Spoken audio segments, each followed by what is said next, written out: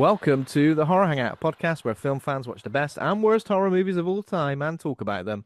My name is Ben Errington, and today I'm joined by a very, very special returning guest, Ash Millman, horror content presenter, writer, streamer. Welcome back to the show. Ash, hello. Hello. Thank you for that lovely introduction, innit? I was looking straight down the lens as well. Now I'm ready to be looking like this on the camera the whole time. You're looking straight down the lens. Get that eye contact going for the audience, you know, because that's special.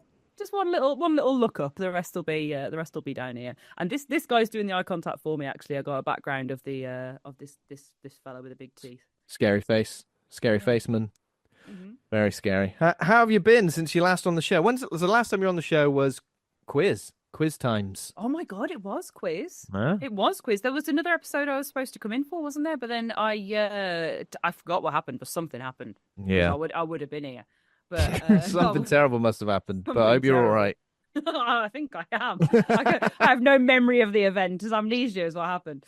But no, I'm good, thank you. I am doing well. I'm still thinking about how great the quiz was, and I'm looking forward to this year's. Worming my way back in, being like, "Get me on, let me in." Yeah, we're gonna have to do a rematch. Wait, who won? Yeah. Oh, Luke Condor pretty much won, didn't he? And yeah, he does Yeah. that. He slides in. He goes, "Oh, I watched any films this year." Slides in, wins the quiz, goes back off into the shadows. Oh, get him out of here. Where he belongs. It is just the two of us this week because Mr. Andy Conduit Turner is otherwise engaged in something probably not more important, but something where he needs to have his full attention on it, I guess. Yeah. So we miss you, Andy, but not too much, just a normal amount of missing. Yeah. A little bit, enough. I'm happy Just a little bit. Gonna replace you now, Randy. This is it. This is my audition. So Yeah. Oh my see God, you never. can you believe it? See you never, mate. I just need a co-host with an A, beginning with an A. That's all I need. That's all I need. Yeah. A and B. Woo! A and B, back at it again. That's the new podcast name. There you go. That's gonna be our one that we do. Hell yes. I'm well up for that. I'm not even joking. Not even kidding. Today we're talking about Until Dawn. I guess the reason for inviting you on was mainly, I guess, because it's it's a video game adaptation, and that feels like that's right in your wheelhouse. Oh yeah. As a gaming person, as a gaming person. Yes, I have Officially. seen a PlayStation before. I've seen a PlayStation. What's the bloody button? What's the power button there? Where is it? What's this do? But no, it's originally a PlayStation game from 2016, I think. Unofficially, it may be the first PlayStation game that I actually played on as like a PS4 game. Because, I didn't get a PS4 till really, really late in the life cycle.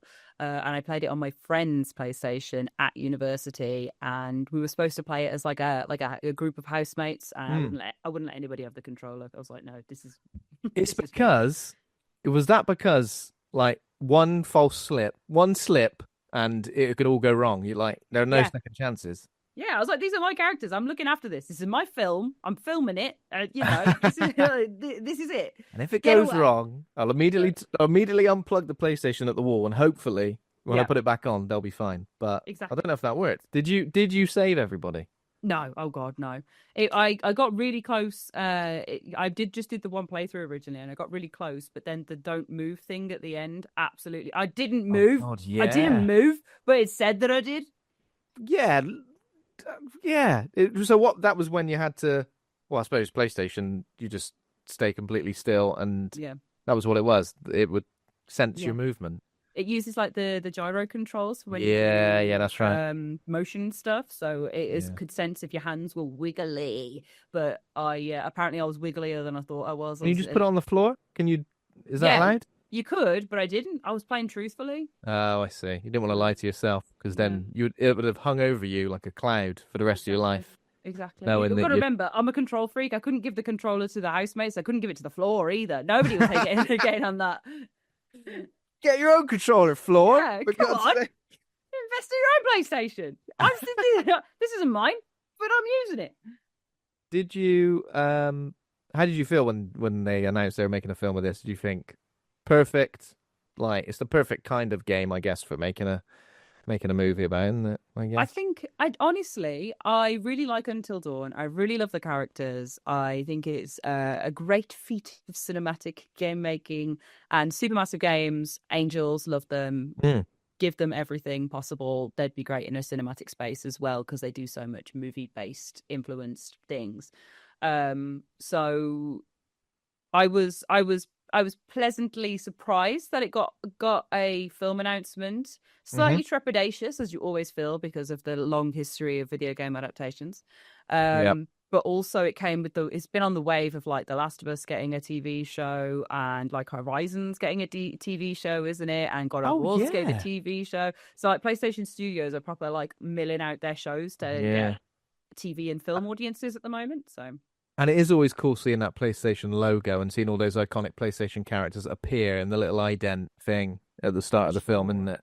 yeah, definitely. And like, yeah.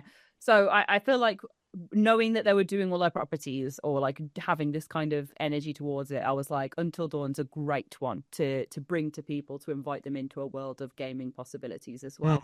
Mm. And then like horror adaptations from games have canonically been quite goofy, but in like a loving way. Like I love the Mm. Silent Hill films and the Resi films. Like I just think they're Yeah. fun. Alone in the Dark, I could leave that one, but Oh God. I can leave that one. We've I don't know how or why, but we covered that on this show a long time ago, years Yeah, ago, and my God, yeah, it's that crazy to one. think. Yeah. It's interesting that it exists, but like I think I kind of felt like that about Until Dawn as well. Like whatever's going to happen, it's going to be interesting. Mm. And it doesn't ruin that the game exists and is brilliant and really fun. And Yeah, that's the thing, isn't it? Like, no, it doesn't ruin that the game exists, and even though like this movie it's a little bit different to the premise a of little the. bit. Well, yeah. Um, it doesn't like I don't know. I mean, it's been quite a few years since I played Until Dawn. I didn't. There was like a remaster version as well, isn't there?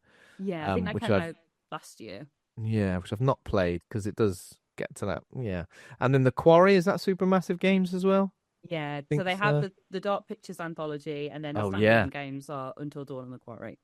that's right. That's right. I watched the Quarry. I watched a little backseat gamer situation for me. Doesn't happen very often, but I did.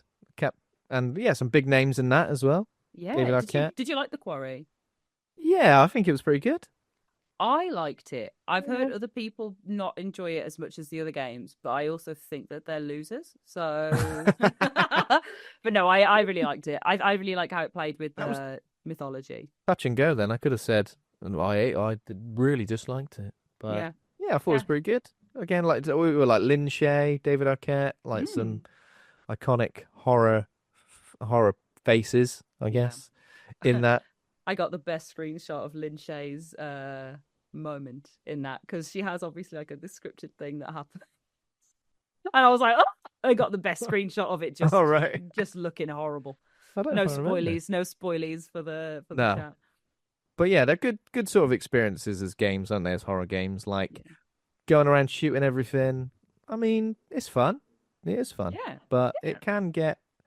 I think in certain games, once you start leveling up guns and everything, you can be a bit like it's not scary anymore. It's just a bit action heavy. I guess that's the way Resi kind of went, and then back again. Yeah, for sure. Like they're having survival horror as a thing. Like it's either survival horror with guns or survival horror where you run around and like then it's like, is it a walking simulator? Is it this? Is it that? Whereas I feel like Until Dawn and the Supermassive games in general have such an identity as like branching narrative things. Mm. Like they don't need all the bells and whistles. It's just kind of No. like, here's a really good story, and also you have to press these buttons really fast sometimes, which is good. Yeah. Make sure you press these buttons. Don't let the floor of the controller. Yeah, Hold it in exactly. your little sweaty palms and enjoy. Okay, so we will get into Until Dawn. Before that, I guess we should talk about some news. Actually, one thing I should probably mention off the back of that is, I guess, going into the first piece of news I've got here as well. And you mentioned Resident Evil, but also Zach Kreger has been given a Resident Evil property, hasn't he? Ooh. And I don't know. Have you heard much about this? Who's Zach Kreger? He's a guy. He's a guy who directed Barbarian. Oh yes, Yes. yes. I did see from the director of And that new Barbarian. film Weapons as well. We'll talk. Weapons. I'll talk about the trailer. Yeah. But I read a few things that got me kind of excited, and if you haven't read them, then I No, I will share haven't. them with you I now. would I'll love share them to with hear you it. anyway, even if you Yeah. had read them. Okay. I read that it might be an adaptation Ooh. of Resident Evil 7. They need it. We need to see it. Do I it. feel, and you know what? But I didn't think anything. I didn't think that before when I heard about a new Resident Evil game. But when I heard that, I went, "That's actually perfect. That Mm. is exactly what they should do." Because it just ain't gonna. Unfortunately, I mean, I love the original. I love the first game. I love the second game. I love the third game. Unfortunately, I just don't know if anyone's ever going to get that right. So, Yeah. Resident Evil 7, let's do it. Is it Standalone. remake or TV show or film? What are we working with here? I Is this think it's a film? film. I Yeah. think it's. I think it's just yeah, just a Yeah. film. I think honestly, I think it's the type of like absolutely batshit narrative that like would work like from a Barbarian director again. So Yeah. Barbarian being a bit mental. Some Mm. characters are a bit hammy, you know, that he's got connections to the Prestige, like our lovely Pennywise the Clown. Mm. As well as knows how to do really gory, weird stuff. Like it's the perfect mix. It's like hearing Fede Alvarez and Evil Dead. It like they Yeah, it's the yeah, right oh yeah, crowd. exactly, yeah. I feel like it makes sense because it's like a standalone story. Um, if they get a casting of Yeah. Jack, yeah, Jack, yeah. if Welcome they to get the family, son. we'll get Yeah. the family son. If they get that right, get that casting right, it could be perfect. And I also feel like I don't know. I reckon just call it like Biohazard or something, and then let a lot of people go into it, not knowing it's a Resident Evil film, and then as things start happening and things get revealed, you're like, oh shit, it's a Resident Evil movie. Yeah. I kind of long for those experiences, but Is there a TV show called Biohazard or is it Resident Evil Biohazard? I can't remember. Obviously it gets used across the different properties in Japan as well, but yeah, it may have been incorporated, it may not. Anyway, yeah. I think that would be great either way. Biohazard the film would be sick. Mm. And like again, it doesn't need to be Resident Evil backstory because it is the fresh start. It is the Eastern Yeah, Winters. exactly. It's a new place to go to, and then it kind of the big bad and how the big bad works and what you discover at the end of that game that then ties into Resident Evil Village as well. Yeah. I love it. I Hell love it yeah. as a concept and like a weird that fits into the theme of biohazard and kind of I guess global warming and natural things and all that kind of stuff as well. Like I just think it's a really interesting take on a horror big bad and Yeah. would be pretty And cool. imagine how many hand injuries old Ethan could suffer and live through. It's gonna be great. If we- They need to get Mike Flanagan in if it's hand injuries. Oh my That's what god, yeah, they need to do. Yeah. Was it called degloving? Oh god, Degloving. I can't even think about it without it giving me the The willies. willies. Yeah. The willies, exactly. So yeah, I'm well up for that, and yeah, I guess off the back of that, we've got a trailer for his next film, Weapons. Yes. I'm still very confused, so very, very mysterious. I'm still very confused as what weapons means and what it necessarily going to be. I definitely don't need to see another trailer. Have you seen the new trailer with? No, I've seen the poster and I thought that's enough. I always try and I'm terrible because I see something and go, that looks really good. I'm not going to look at it anymore. Yeah, So that's what I need saw to the do. poster and was like, oh, I'm interested. But like it's funny in it because like in the north it's like a weapon could be an absolute fool or or a really hot babe. So which one is it? Maybe a bit of both. Who knows? Yeah. But yeah, I think I think that's a good thing to do. Don't watch the main trailer because after seeing the first trailer where it's kind of like just a bit mysterious, doesn't even say the name of the film. It says that Maybrook missing or whatever. But the trailer like gives you characters and other stuff, and I'm like, it looks cool. There are a lot of really good looking visuals in it, but at the same time, I'm like, right, I don't think I need to know anymore. That's enough, thank you. But yeah, I guess for everybody listening, the trailer for Weapons is out now. It's out on August the 8th. And it's about when all but one child from the same class mysteriously vanish on the same night at exactly the same time. A community is left questioning who or what is behind their disappearance. They run out into the street like with their arms out, like little planes. Little Are they weapons? That's the question of the film. Are they weapons? Is it weapons that sent them away? Where are the weapons? It gave me creepy goosebumps. Like ooh, the which willies came back. I can't remember the last time I felt like that. So I like that. Looking forward to it. I thought Barbarian was pretty good. It wasn't like my most favorite thing in the world. It's probably the last film that made me go, ah! And your little squint then was doing you a disservice because you're like, whereas actually, I think that is fair. Like it is. I enjoyed it. I'm a barbarian believer. Like I Yeah, thought yeah, it was no, I do good. like it. It's And it does give you an ah. yeah, it does. But you know when a film like gives you an ah or gives you like a moment where you're like, this is awesome, Mm. but then it doesn't necessarily take advantage of that.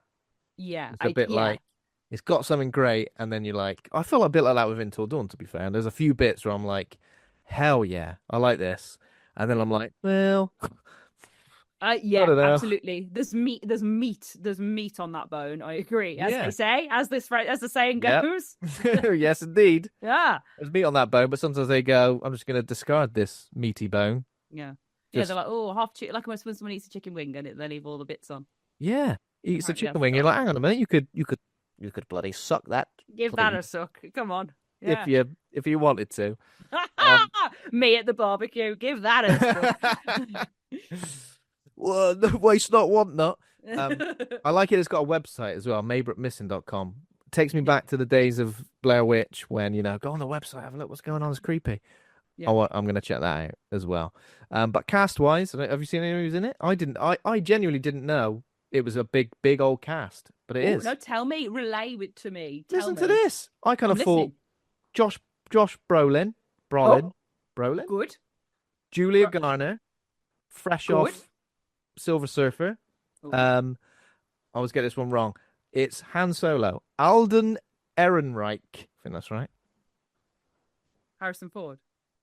No, young Han Solo. Yeah, Yeah. no, yeah. I would like it if Harrison Ford was in this, though. Can Yeah. you imagine that? Running away from a boulder made of all the little kids Oh rolling God. towards it. That's the Terrifying. weapon. Yeah. That's the weapon. He'll go, Uh, what's this weapon? Ah.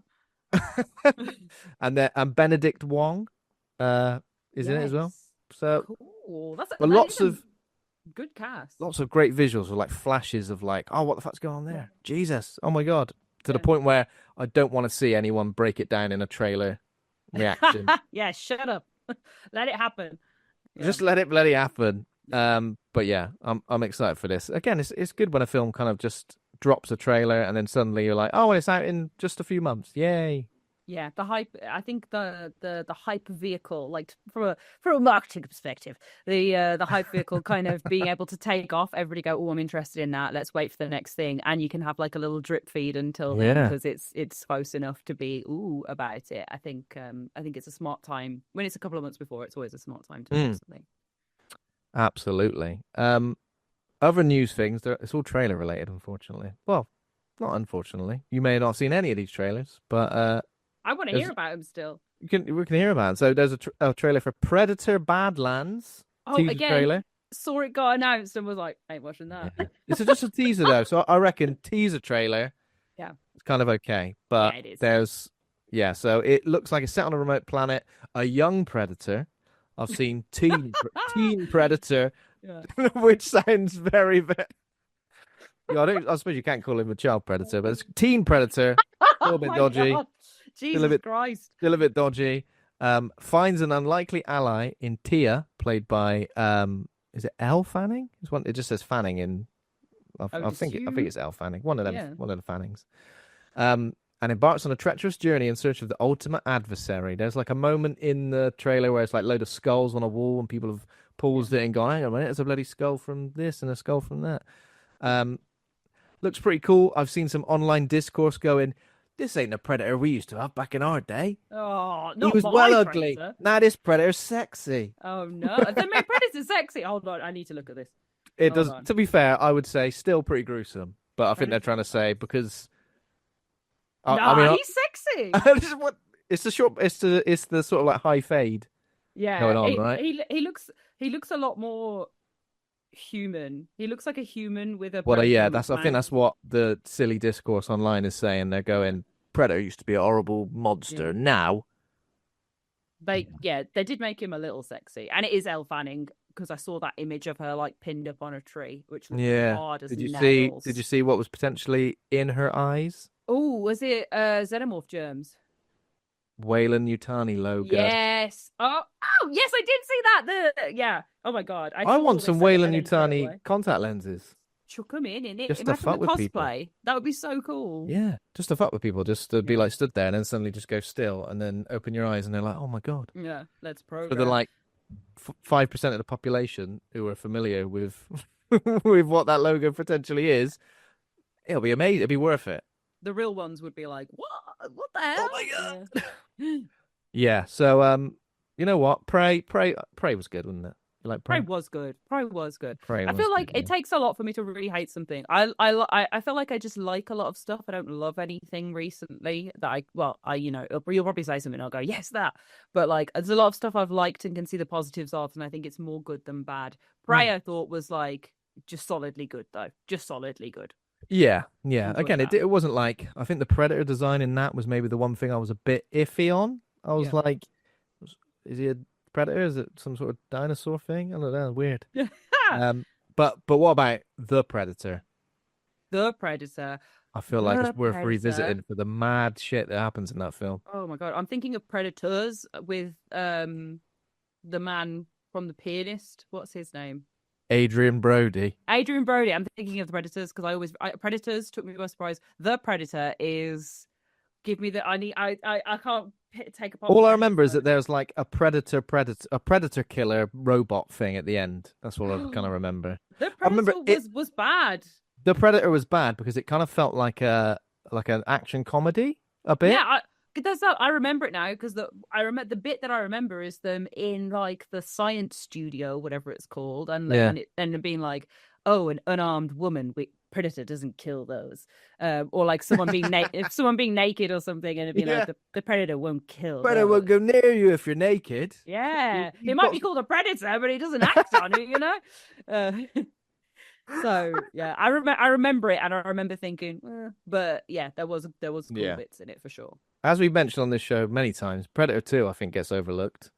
Yeah, and drawing for the trailer as well, the wall of skulls, being able to pick Yeah. things out. That was Yeah. the big Predator 2 Easter egg back in the day Yeah. Oh my God, yeah, that when was. the Xenomorph skull came in. Oh yeah, of course. Does this mean that maybe would you an Alien versus Predator movie again in down the I line hope somewhere? so. I love Alien versus Predator. I love them. I think they're so silly. Very dark. When you to crank your brightness up, they're great. Yeah. Crank your brightness up. There's just something iconic about, I don't know, like the Xenomorph with the like net design on its head when it's like, just looks cool. Yeah, it's so good. Like they're just being like a massive subterranean pyramid for like Oh, yeah. fighting like extraterrestrial monsters. And I do Cool love as it hell. when a Predator teams up with a human. Yeah. And then I goes. do like it when they're smart. You're like, oh, let's go. Yeah. Yeah. Have a little bit of acid on your face to mark you to say that you're one of us. Yeah. Yeah. Iconic. Okay, and the last bit of news I've got is another trailer. Oh, bloody hell. I Know What You Did Last Summer. Sequel, reboot, legacy sequel. I guess legacy sequel. Less interested in this. Again, this is all stuff I've seen on the timeline. I really should have looked into more, but this one I remember seeing a poster for, and I went, another one. Like that's when I was like, again, more. I don't know. I don't. I Think also know. yeah. It's just I don't know. I don't think anything hits as hard as the first one. Like and the concept of the first one. I just don't think it has the same weight as something like A Nightmare on Elm Street, Halloween. You know. Friday I know what you mean. It's a bloody fisherman, isn't it? Yeah, and you know, Final Destination more from that era. The stuff that has like big franchises. Why is I Know What You Did Last Summer? Yeah. Why is that in there? I don't know. Well, I think we mentioned it last week. Like it got because I think it was before the trailer was released last week. We were chatting about it. It had like a TV show like not that long ago, on Prime that came and went. Like I don't think I saw it, and I don't know. I guess it got cancelled. Not sure. Yeah, I don't know. But I think it's one of those legacy sequels where Jennifer Love Hewitt and Freddie Prinze Jr. are both in it, and they're going, "This has happened before." There's a really weird bit in the trailer though where it looks like the act of like killing someone with a car and then throwing their body like down a cliff or whatever they do. It looks like it's happening in exactly the same place as in the original film. Oh where I'm just like, it's one of those corners, you know, when the local council go, this corner's bloody treacherous here. Yeah, watch someone's always getting mown down. It feels like that. They should just sort this out. Yeah. I mean, I'll be seated for it as I often am. Yeah. You know, doing a weekly horror podcast. Gotta watch it. Gotta watch it. And Yeah, I would watch it anyway, but it's not like my favorite sort of slasher from that era. I think I did see some whisperings as well that maybe Urban Legend would be getting a That is reboot. what deserves the notoriety. Oh, I know what you did last summer. That deserves the legacy sequels. Yeah. Urban Legend is unironically just cool, fun, Yeah, goofy, killing and people based deserving. on urban legends. And they just grow every year. You get new ones, don't you? So like, it's just like Yeah. that deserves Final Destination levels of like. I keep doing it Final Destination because I'm excited for Bloodlines, but like, it deserves Yeah. that level of like extension. I think. Mm. Yeah. I agree, but we'll see what happens. Legacy sequels are a bit weird. They kind of all seem to be going down the same route, which is new bunch of people experiencing the same thing. Has anybody else gone through this before? Yeah, Well, yeah. yeah, luckily. It's a bit And Scream, isn't it? It's a bit Scream yeah, reboot business. yeah. Oh well. We'll check it out anyway. That was it for horror news. Have you got, unless there's anything you've spotted you wanted to chat about? No, I think you've got all the highlights there. I've covered it all. I trust in you. I guess what we've been watching should be the next part of the show. Yeah. So we can talk about anything you've seen in the last 7 days that you wanted to recommend, or you're not on the show every week, so it can be any other time recently, not like the last 10 years of your life, but Okay. maybe That's all right. yeah, anything new. I guess like we spoke a little bit about The Last of Us, Mhm. and you did attend the premiere of I did, yeah. episode 1, and it was just episode 1. It was just episode 1, yeah. But they Mm. had Gabrielle Luna, Bella Ramsey, Isabel Oh, Merced were all we just got to look at them, and they just like turn up and you're like, they're very beautiful gaze people. at them from afar.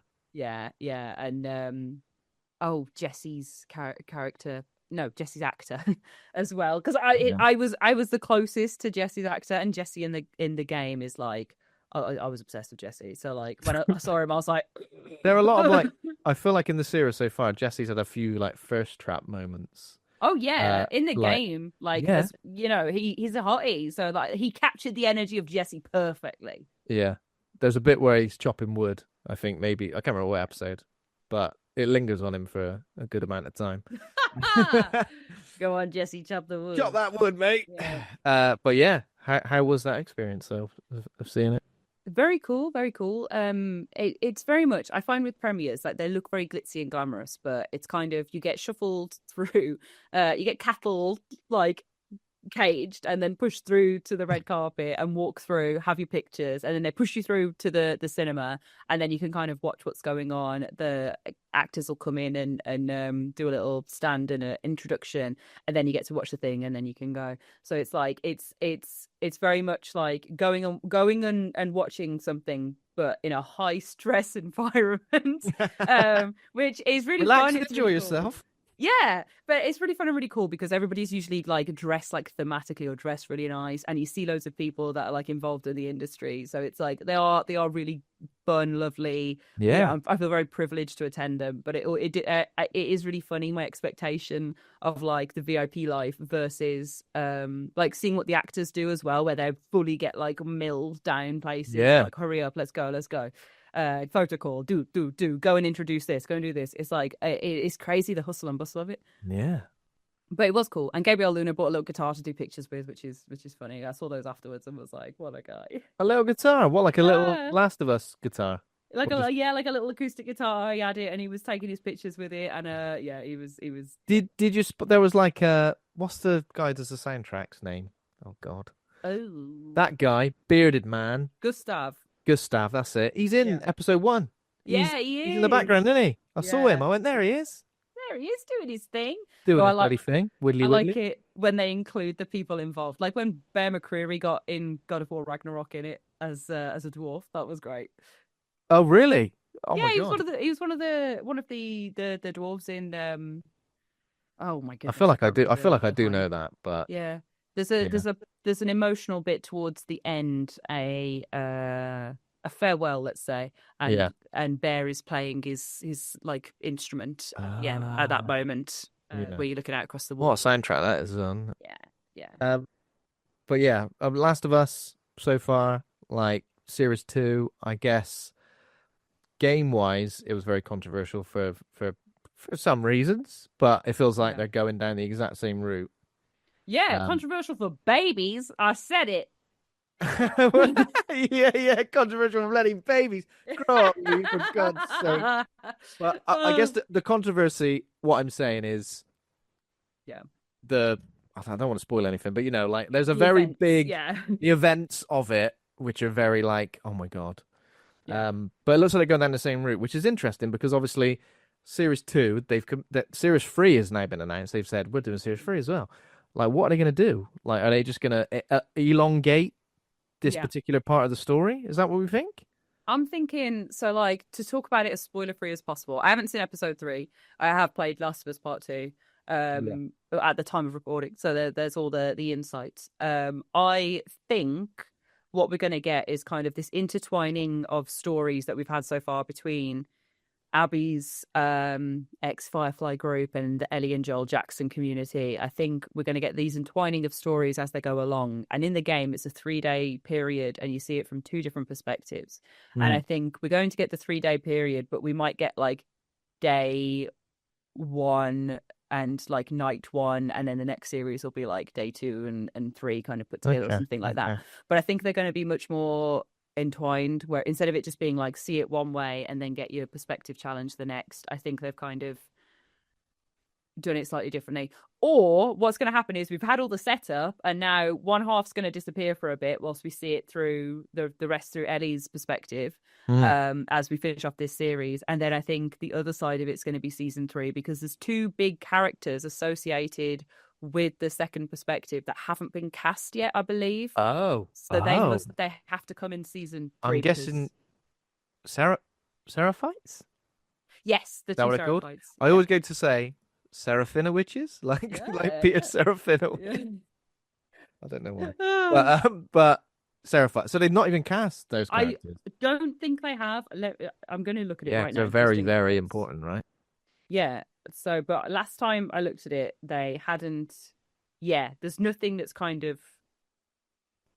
Oh, okay. No, there has been something, but it's come from Facebook. I can't see an actual. Have they not cast the Rat King yet? Is that what they've not cast? Oh, I would love them to cast the Rat King. I'm so excited to see it, and we're not going to see it till season 2. Season 3. We're not going to, are we? Yeah. But to be fair, maybe like they have cast these guys. Hold on, I hold feel on, like wait there. oh sorry. I'm just buying you time. The recreation of Jackson though is pretty spectacular. I feel. And particular moments from episode 1, Yeah. like Party, New Year's Eve. Is that episode 1? Oh, yeah, episode 1 It was is high. just like if you. I mean, I'm sure there are like side by side comparisons out there, but it was magical. Yeah, it was gorgeous. I think like because something in the game was that if you play the lost levels and all the extra bits, it's like they wanted to do more with the party. They wanted to have more time there, and there was lots of other different bits and kind of these things that they played with that didn't get to make it into the game. So to be able to do that in the series is like quite joyful, but it is quite 1-for-1. We don't get to see more of the party than we did in the game, really. But Yeah. it's nice that it happens live rather than in a flashback. I think those characters may have been cast. I don't remember seeing them on the press tours and stuff. So there's somewhere in the shadows that suggests there'll be season 3. Anyway. I feel like season 2 is only 7 episodes as well. So it is, yeah. So that feels like they're not they can't cover everything in 7 episodes, can they? No. Okay. Well, looking forward to it. Very much so. We've only just kind of been set up. We got set up with Ellie and Joel in season 1, and now I think the stories that need to be focused on are kind of within that like Jackson community of that those 2 share, and then they can widen the net further in. So I think yeah, looking forward to it. Anyway, it's lovely. Well, not lovely, but you know what I mean. Are you enjoying it compared to the game? Oh yeah, definitely. Like it's a story that I just feel like I enjoy. I enjoy the world building. I enjoy the characters. It's just I find one for what when something is recreated for a different medium and it's very similar to the first one, it can be a bit like off-putting because you're like, well, I've already experienced that in this form. But I don't know, with something like The Last of Us, it just feels like it works. All the stuff that is surrounding those particular moments from the game feels like earned. New characters as well, like Catherine O'Hara. Yeah, Yeah. Gale, in it. Gale. Yeah. Although like, there was a mention about something in that. Well, we'll get into it. Later on. I was like, when did that happen?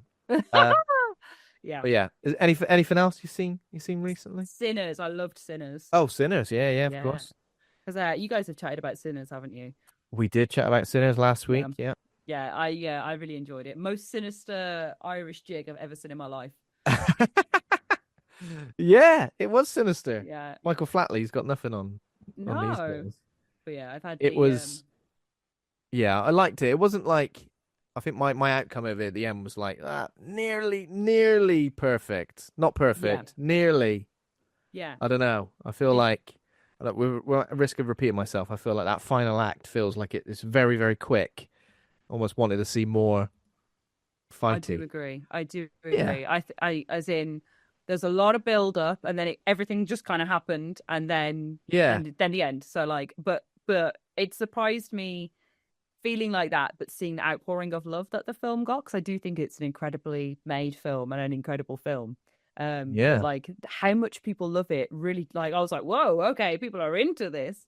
Yeah. And I guess for like an original property film to be doing that Yeah. well and making that much money, it's Oh just yeah. awesome. Especially Get your like bag in it, get your bag. And Ryan Coogler as well can do no wrong. Like he's incredible. So and Michael B. Jordan, like yeah, their whole filmic legacy is brilliant, and yeah. Sinners is brilliant as well. Yeah, but like Uh, just a couple of plot Great things. Like, soundtrack as well. Sinners, isn't it? Like yeah, sometimes it went proper like metal, didn't it? Like the yeah, soundtrack. It yeah. was like reminded me a bit of something like maybe something like Demons from like the 80s, like when it just like suddenly randomly was just like this like metal soundtrack. Almost like black metal, just like droning guitars or something. I was just like, Mm, what the hell's going on? But yeah, it worked well. 100%. Um Obviously the From Dusk Till Dawn comparisons are there, Yeah, but I don't know. I feel like that's like a rug pull, that film, isn't it? Like that's just like it's this film, bang, vampires. Where I feel like with this film, I feel like we everyone kind of knew from the start. yeah. They Yeah. advertised it as, I remember looking it up because I was fortunate enough to have like a little invite, and I was like, oh, why am I being invited to this? And then was like, ah, right, okay, that is, yeah, this isn't like some Yeah, period. It's not a period drama, yeah, like. yeah, yeah. So it's by them inviting me, I was like, hang on a second, and then saw in the description literally that they had like, oh, and they face an undead menace. Whereas I think going in not knowing that and just watching it thinking, oh, this is going Yeah, to be a good film, I think it would be a real knee slapper. a real knee slapper, and I love it when a vampire does a little bit of flying. Oh, when it's so graceful and balletic in the sky, I love it. And it was just like kind of I don't know, like they didn't show too much of it either, did they? It was kind of like off screen or like it would happen, and then Yeah. yeah, um, yeah, we enjoyed that one as well. Um, Anything else? That it really? Yeah, my parents have discovered the new Salem's Lot and keep telling me about it because they love Oh, it. the new Salem's Lot. I liked Salem's Lot. I saw Salem's Lot and I enjoyed it. Oh I yeah, enjoy. yeah, the new Salem's Lot. Yeah, I've seen that. Sorry, I couldn't piece it together then. Sorry, Oh go. yeah, sorry, yeah, it's from last year. The one from Yeah, last yeah, yeah, year. They really like it because like obviously the first one's a little bit janky, yeah. it being a mini series, and then that this one pieces it all together and kind of gives it a glossy finish. I think that they were Hmm, like, ooh, very this is glossy. nice, yeah. And more blood, I wrote in my review. Give me more blood. Give me more blood. Yeah, Yeah, more blood is always good. I've been doing like the Stephen King miniseries thing. I think that's why I got confused then when you said that because yeah. I've been doing it. I watched The Stand, like the Mick Garris one. Oh, sick. Did I you enjoy watched. it? Yeah, I mean it's weird, but still Yeah, pretty good. You know, it's I do like Mick Garris stuff. I watched Tommy Knockers, yes, uh, old school. old school, and I've got one more episode to watch, but I've been watching the 1997 The Shining, Mick Garris, Ooh, which is a little bit closer to the book, apparently. Like yeah, it's been a while since I read the book, but I guess like your memory of the book is replaced by your memory of the Kubrick version of The Shining, isn't it? So like yeah, this version, just a lot more stuff in the book. Like obviously no axe. It's like a mallet, croquet mallet. yeah. The topiary like bush the bush animals. You know what I My mean? The bush animals. favorite bit. That's the Yeah. bit that scared the absolute bejesus out of me Yeah. when I read it as a child. Was the topiary animals coming to life in the maze? Yeah. I haven't actually seen the miniseries, but I keep thinking I should watch it to see that. But I know it's going to be goofy, and it really, really It scares is. me. Oh my god! It is goofy, but Yeah. like I don't know. I feel like watching The Stand and then the Tommyknockers. It kind of like set me up for that kind of '90s Yeah. vibe and like characters. Like Danny's a bit of a dweeb in this one. Danny Um, should be a dweeb. He's a he's a yeah, dweeby boy. yeah, and like I don't know. It feels very '90s. Some of the effects are good, like undead lady in room 217. Is that right? Something like that. Yeah, Um, it's 237 in the Kubrick film, but it should yeah, be 217 that's because right. Yeah, that's what confused me. Yeah. yeah. Um, that's pretty good. Like the effects are pretty good, but I guess the final episode will be when I see it all come together, Yeah. and we all see. I mean, I don't think there is any comparison. Stephen King wrote the screenplay, Yeah. so but then he didn't like Kubrick's version, did he? So Yeah, he wrote it as like a get lost. This is how it should be. That's what he wrote. this is it as. how it bloody should be, all right. Yeah. Forget all the. This is what I said when I was watching it. I said the only thing is like this is the same story, but it just lacks all the iconic imagery and set design and moments. Do you know what I mean? Which are carried Yeah. by Kubrick's direction, like Jack Nicholson's performance, the carpet. Do you know what I mean? Like in this one, it's just like any old carpet. I don't know. Yeah, I feel like he very purposely was like, no nice carpets, no flair. Yeah. Like it has to be like the book, and it has to be normal and just like eerie. But that's only my surface understanding of it from reading about him being annoyed. I do need to still watch it, but Yeah. if you recommend it, then I might give it a go. I think the Stand, the Tommyknockers, and the Shining. I wasn't like blown away by any of them, but Yeah. I feel like I enjoyed them for what they were, and I don't know. I feel like now I feel better placed to Yeah. go back and read some of the books as well. Especially like the Stand, which is an absolute slog. I've never done. It's I've never done that. beastly. Have you done that? If I did, it was when I was a teenager, and I don't Yeah. remember it at all, so I don't think I did. I read a No. lot of Stephen King, but I don't think The Stand was one of them. No. Yeah, same here. I don't think I ever got around to the Stand. And then the only other thing I wanted to mention, I watched Stephen King. That's right. There's a theme here. Hell I yeah. watched Stephen King's Cat's Eye, the 1985 like anthology horror. Wait, Cats. I was thinking of Sleepwalkers because that's got the Queen of the Ball. That's in. Mick Garris as well, but no, Yeah. this one isn't. This is the one where it's like there's like a cat that links together three stories. Oh, it's like an evil cat, isn't it? And it's like Oh, no. it's a bad omen. Well, it's a lovely cat. Good, Okay, good no, guy okay. cat. You tell me because I'm Drew thinking, Barrymore. I'm thinking of Goosebumps. Crying. Yeah, maybe.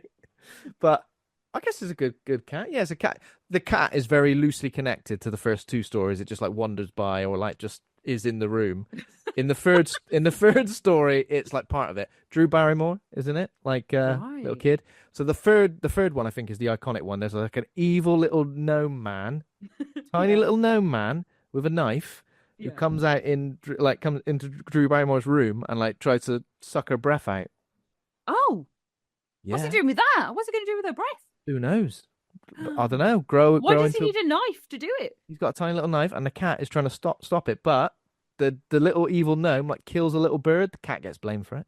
Of course. Yeah, exactly. But Anti-cat agenda in these films. yeah, but honestly, it is good. It's like nice little the effects where when it's running away, you can see it's just a full grown man in a suit. Yeah. I love that. Get out of away. here. There's like the first story has got James Woods in it, who's like trying to quit smoking, and he goes to this company called Quitters Inc. and they're like, "We'll help you quit." Quitters Inc. is that? Yeah, that's the name of the short story, isn't Yeah, it? that's the name of the short story. Yeah, and he goes, "Well, but you could quit like any way possible, but just like being horrible. Just going, Yeah. we're gonna come around and kidnap your daughter if you don't stop smoking." Yeah, And he's yeah, like, it works. "I'll have a cheeky one here then," and then they go, "Right, that's it." Don't test me. So there's that one. There's one called The Ledge, where like a guy who's like, I guess like a crime boss, forces a man to like in his what's the name of the top floor? Penthouse? That's it. Yeah. Penthouse gets him to go out on the ledge, and it's like, you can live, but only if you go all the way around the ledge, all the way around the building. Oh, okay. That's a nice concept. That's Just a a nice little. concept. There's a brilliant bit where there's like a pigeon with a vendetta, like, so it's proper pecking him for ages. Yeah. It's pretty good. That one, and then the third one is called General, because Yeah. Drew Barrymore names the cat General, and it's about it says here, a small, malevolent troll. Oh, so not a gnome. Yeah, not a gnome. I Yeah, thought it you was gotta, a gnome. you I gotta was clean saying up your evil gnome, like fantasy creatures. the old way through. I was going, get that little gnome, his head in. God, you would just stamp on him, wouldn't you, if he's running around like that with his knife out? Yeah, I don't want to spoil it. It's like cat versus evil troll. That's kind of like the theme, Yeah. which is pretty funny. Pretty funny. But you know what? It's pretty good. Some anthologies are hit and miss, aren't they? Some anthologies feel a bit like slammed together, and you're like, wow. But this is quite a unique little thing that links them all together. Unique is such a funny descriptor for it. It's unique. It's very unique. Well, yeah, because like in the first one, it's like, oh, the cat, it just walks into a room. The second one, the cat, I can't even remember what happens. It's just the cat's just there, but it's a very key part of the third story. So Yeah. and I feel like 3 stories is a good like length for an anthology to be. Yeah. If it's more than that, you're a bit like, oh, come on, wrap it up. When you're getting up to 5, you're like, come on, because the fourth one's always rubbish. Yeah, they got to pad it out somehow, haven't they? Yeah, there's always one short. It's either the third or the fourth one. And the second one is always never as good as the first one. The first or the second, or actually, you know what? I'm making generalizations. First and last. It's 1 or 2 is usually the really good gets you in one. 3 or 4 is where you got problems, and then the fifth one's like, okay, we're back in. So when you got 3, that like the order is very very key. Yeah, it's like an album, you know, like because track 1 banging, track 2. Track 3 might kick back off with track 3. You're like, oh, what's going on? Yeah. I like post interlude. If you've got like an interlude around about track 6, track 7's coming straight back in. Yeah. Bang. Oh, he knows his music. He does know his music. I don't know if you knew, but he knows his bloody music, this guy, right? Don't you do like Grebo choir music? I do Grebo choir music. Yes, indeed. That's how I'm going to describe it. Yeah, that was pretty much it. It was when being in a band didn't quite work out, so I'm like, how can I still do music with the least effort possible? One of like 25 people in a choir. Why not? Okay. I mean, but to be fair, that was all I had down for stuff I've seen. I watched a film called Ash. What? Have you seen this film called Ash? No. It's I think, what was it? I think it might be on Shudder, you know? I saw the name of it and I went, you know what? I'm going to watch that. Oh, really? Get the best film I've ever seen. Because I bet it's going to be great. It's kind of like a sci-fi cosmic horror thing. Okay. It's got Isa Gonzalez, and Aaron Paul. It kind of feels like it's trying to be a lot of different things in one, you know. It didn't quite. Sorry to disappoint you, but yeah, that's good psychedelic visuals, I would say. But overall, story was a bit like bit iffy. What's going on here? Yeah.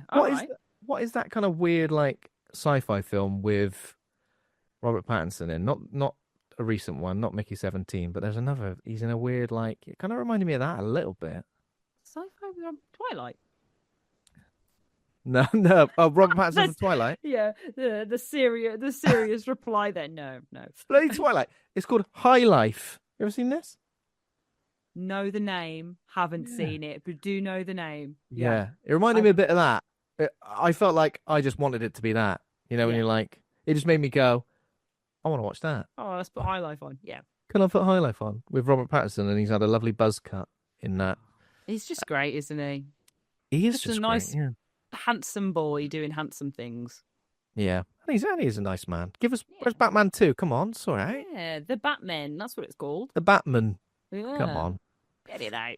Get it out, mate. Did you see Mickey 17 though? Have you seen that yet? No. I've seen that one clip of Rob Pattinson looking at himself and getting shocked multiple times because it really makes me laugh. You know, it's when something's like not funny, but it's I like on its own it's not funny, but just me seeing it, it's the one bit of context out of the film every time I see it, and it makes me laugh because I'm like, oh. How many dual role films are we getting this year? So Mickey 17, Sinners. Yeah. There's another one. How have I forgotten the third one? I should have had 3 examples ready to go. Otherwise, it's not really worth mentioning, is it? What else? I can't. What else is coming out? What's exciting? What's the rest of the year look like? Because we've got lots of trailers. Is it? It's not in any of the trailers we've mentioned. I think it's a film that's out already. 2025 is the year for the Alto Nights apparently has got two De Niro's in it. Oh right, okay. Yeah, well that was I thought I had a better example for that. Sorry.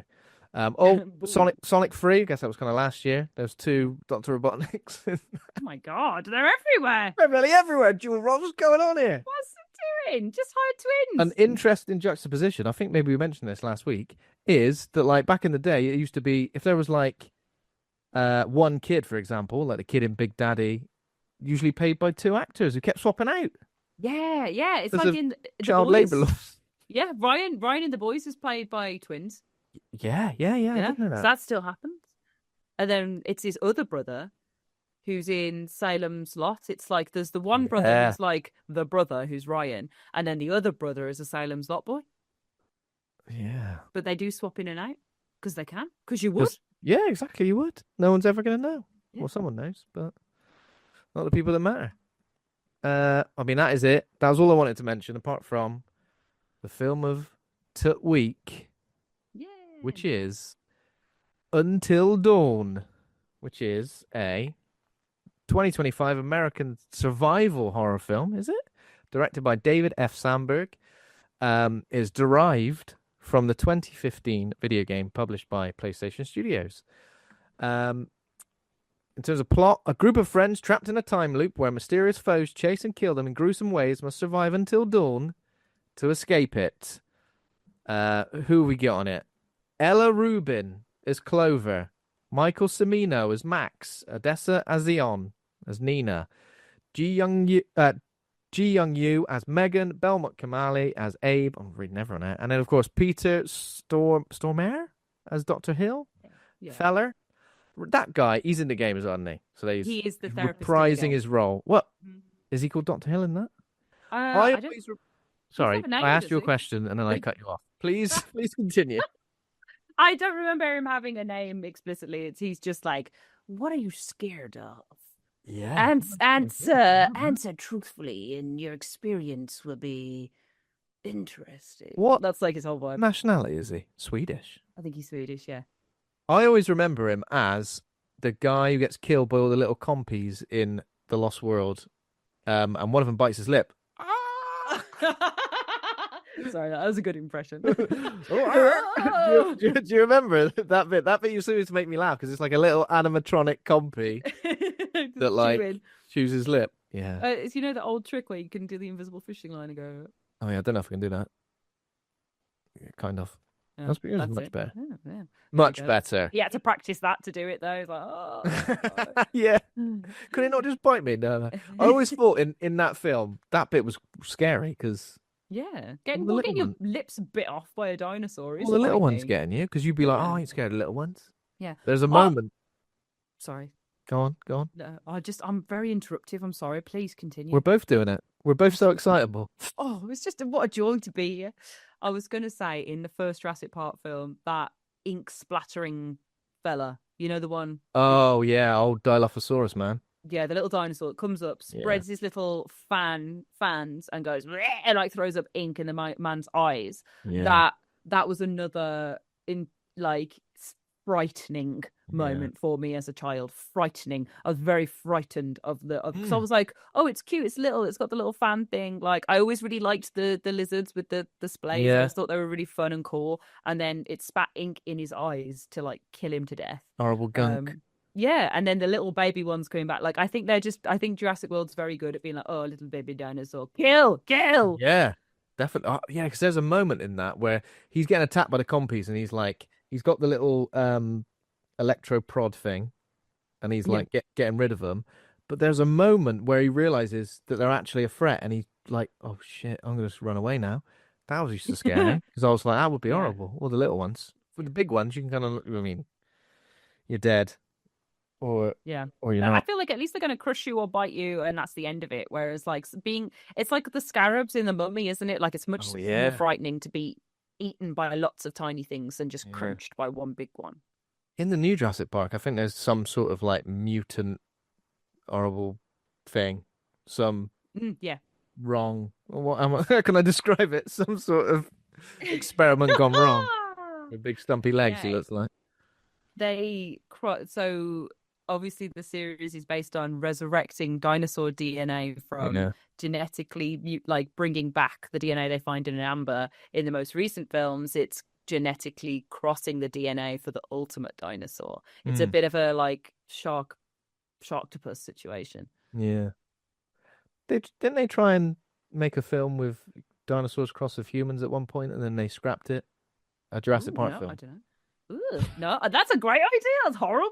I think they scrapped. I've got a feeling it was like one of the ideas based on what they eventually became Jurassic World, where they were like, I think, yeah, because yeah, I'm I've definitely trying to seen. remember.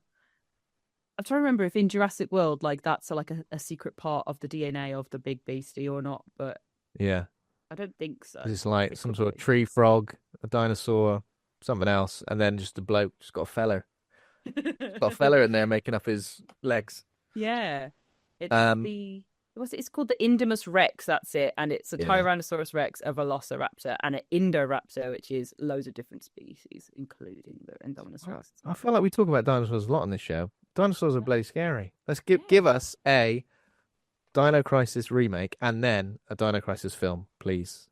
I would like that. yeah, 100%. We want to They, see they they got that one where it's dinosaurs raining from the sky. That's a recent one as well. dinosaurs. What? Raining from the sky. Excuse me. Dinosaurs? Really? Yeah, Dinosaurs raining from the sky. What, a yeah. film or a game? Game. Oh no, yeah, I know exactly what you mean. Like the Yeah, weird sci-fi. yeah, Yeah, I've seen that. yeah, Because I think originally when that trailer came out, everyone was like, "Hold tight, Dino Crisis coming up." yeah. There we Not go. fun. You Not could, fun. and your hair color, Ash, is very Regina, isn't it? Regina, is she? I didn't play it. Oh. I just knew it existed. Yeah, But hey. Regina, the protagonist of Dino Crisis, Oh, is spot Dino on. Crisis. Right. I thought you were Oh, talking sorry, about no, the confused. new one. Oh well, me and Madrina. Madrina. You two are playing like that. You two are. Until dawn. That's what we're talking about. Before I started talking about Jurassic Park for some reason. Hey. What have we got? Review wise, IMDb 6.1 out of 10. Rotten Tomatoes 52% audience score, 68% critic score. Letterboxd 2.7 out of 5. Some choice Letterboxd reviews. Josh Rowley says brutal, explosive, gory, grisly, gruesome, head scratching. 3 stars. Enrique says if Cabin in the Woods, House on Haunted Hill, Happy Death Day, and 13 Ghosts had a love child, 5 stars. Gone straight in for 5 stars on that. Jesus. God, that's a lot of semen for a love child. You can. Yeah, there's too many cooks. Yeah. Or Getting eggs. one of the those two. letters. There's just too many. There's too many There's things. too many. Oh, we're Yeah. getting 4 people together to have a love child. That's not how it works, unfortunately. Someone else says, I've not saved their username, sorry about this. A 2-hour episode of Scooby-Doo, except the mystery gang fucking explode at one point. 3 stars. And then Gekin says, yo, why did they make a time loop movie out of the one horror game where you can't retry or respawn? 2.5. 2.5 stars. I love that. Yeah, I mean, weird, isn't it? Because I feel like with the time loop thing, or like, it really did feel like they were trying to replicate Cabin in the Woods, right? Oh yeah, the mix of genres, the kind of the slasher meets paranormal supernatural vibes meets something else going on. It was like it felt my words stopped working. It felt very Cabin in the Woods. Yeah. That reviewer has it bang on though. Like Until Dawn is classically, canonically, iconically one of the games where you have to live with your decisions, and the butterfly effect affects everything throughout the game and comes back to bite you, and you can't change the choices you make, but they affect everything. And if someone dies and they're dead, you just got to move on with it. So Yeah. to then make a time loop movie about people trying to stay alive is really, really funny. Considering the base gameplay, but like I assume they're looking at it more as a replaying the game as a whole vibe, where you're trying to keep everyone alive and restart and to try and get the full playthrough. Yeah. But that's very much like so I choked on my own spit. Choked on your own spittle. We've all been there. Catch your breath. uh, I'll continue talking while you catch yeah. your breath. But yeah, Cabin in the Woods. I feel like I don't know. I feel like there are a lot of there are a lot of pieces in play here that could have made for a really interesting film. And I even think at one point I was like, oh, I'm into this. Yeah. But I don't know. I feel like it's quite without it being Until Dawn. The idea of like waking up or starting again and then having to face like a new threat, like um a serial killer, a mass serial killer, some sort of water bacteria, uh, Wendigo people. Yeah. There was like a massive bloody iron giant in it at one point. I wanted to see more of the Eldritch forest horrors. beast, 100%. I was like, show me what the hell that is. Show me a Yes. death by it at least. Like, make it come through the woods and stomp on someone. Yeah, it just felt a bit generic by the like everything that was trying to kill him was just like an iteration. And some of the designs were pretty cool. Cool, like the sister who was some sort of like Wendigo fanged beast, whatever she was. Wendigo. Yeah, she was a Wendigo, but like realistically, I liked this film. I love PlayStation and I love the game that it came from.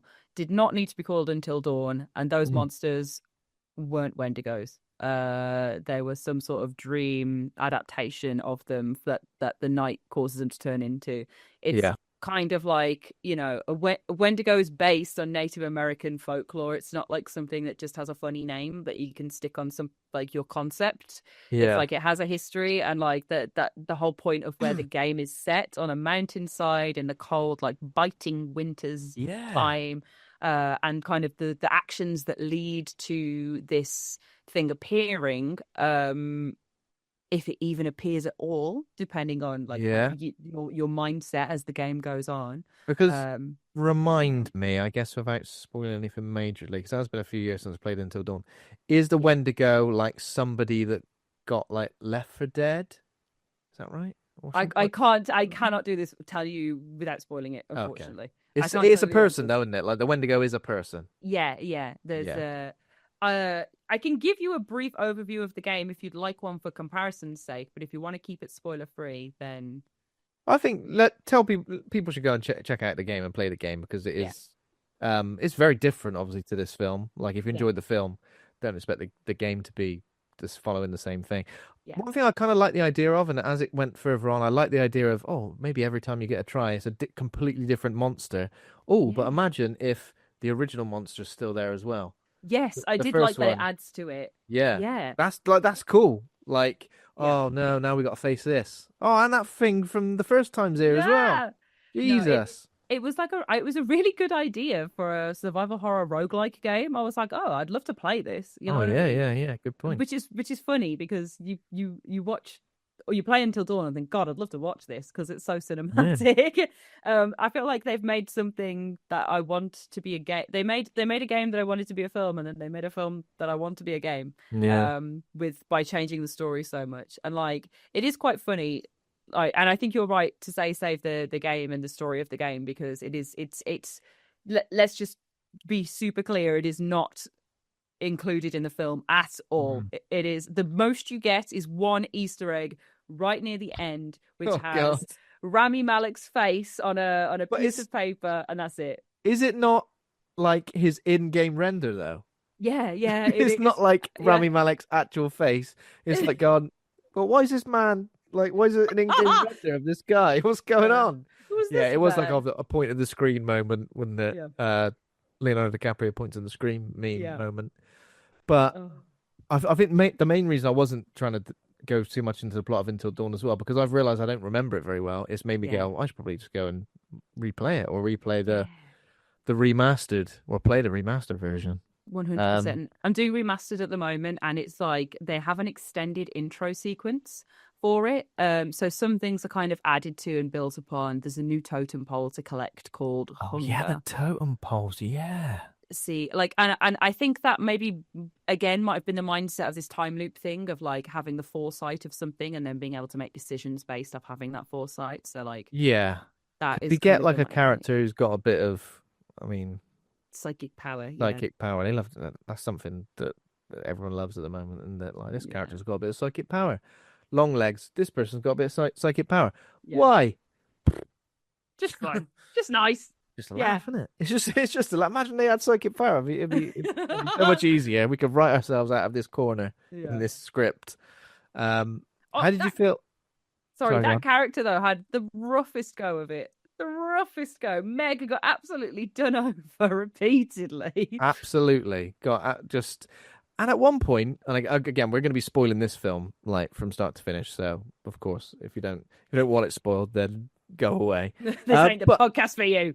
did you not think she was going to turn into something at some point? Yeah, well, she had all of the trademarks of being like, Yeah, "Oh, it's Wendigo time, baby," and then that's what I just, thought. I One was of them like, had "Give us one." one of them had long fingernails at one point. What's his name? Max. Yeah, He had long fingernails, and there was a drawing of a bloody werewolf on a table or whatever. I yeah, was like, we got werewolves coming up. yeah. Never fully committed. No, that was kind of like the point, though, isn't it? Is you become part of the night. If you become a Wendigo, then you become part of the night. I think was the Yeah. implication. I It's- must say, I thought the logic was quite muddy in this. Yeah. Yeah. Oh, yeah. Definitely muddy. Yeah. Absolutely. Rules because of rules' sake. Um, I'm going to get this guy to drink the water, and he's going to explode. Oh yeah. What was his coffee? Where did his coffee have in it then? Was it just Brita filtered water or something? What's going on? You're so right. Oh my God, I didn't even I was think like, about that. that doesn't make any sense. He's like, oh, Oh what no. bloody hell. You've put bloody horrible water in me coffee, haven't you? Boom. I mean, to be fair, the exploding bit, I thought that was pretty cool. I I thought thought that that was was a interesting little 100% unexpected. yeah. But they definitely didn't explode in the right order, did they? No. Was it supposed to be like how much water, how much water they had? Also, who asks for a glass of water and then has one sip each I around the thought that room? exact same thing. I was like, well, no, it's my turn now. I'll have a whole glass to myself. I'll have a Yeah. little sip, have a little sipple each. Yeah. I thought at least That one of them could have gone, no, I don't want any water, because then I don't know, did that happen? No, they all no. exploded, didn't they? Yeah. Oh, I would not be drinking water from the tap that like gushed out brown Yeah. nastiness as well. Like the tap wasn't working before. They're in a nightmare horror house, and the water's now suddenly working, and outside that, like in the place where the thing that denotes what horror they're facing it is, aka the witch house, aka some Mm. weird slasher business going on. It's now a water tower, and you look Oh, at it yeah. and go, I'll have a sip of that. Delicious. I did like the town like slowly appearing each time though, like different parts of it appearing. That's cool. That kind of made me feel like, if that felt like very survival horror, suddenly discovering something that wasn't there before.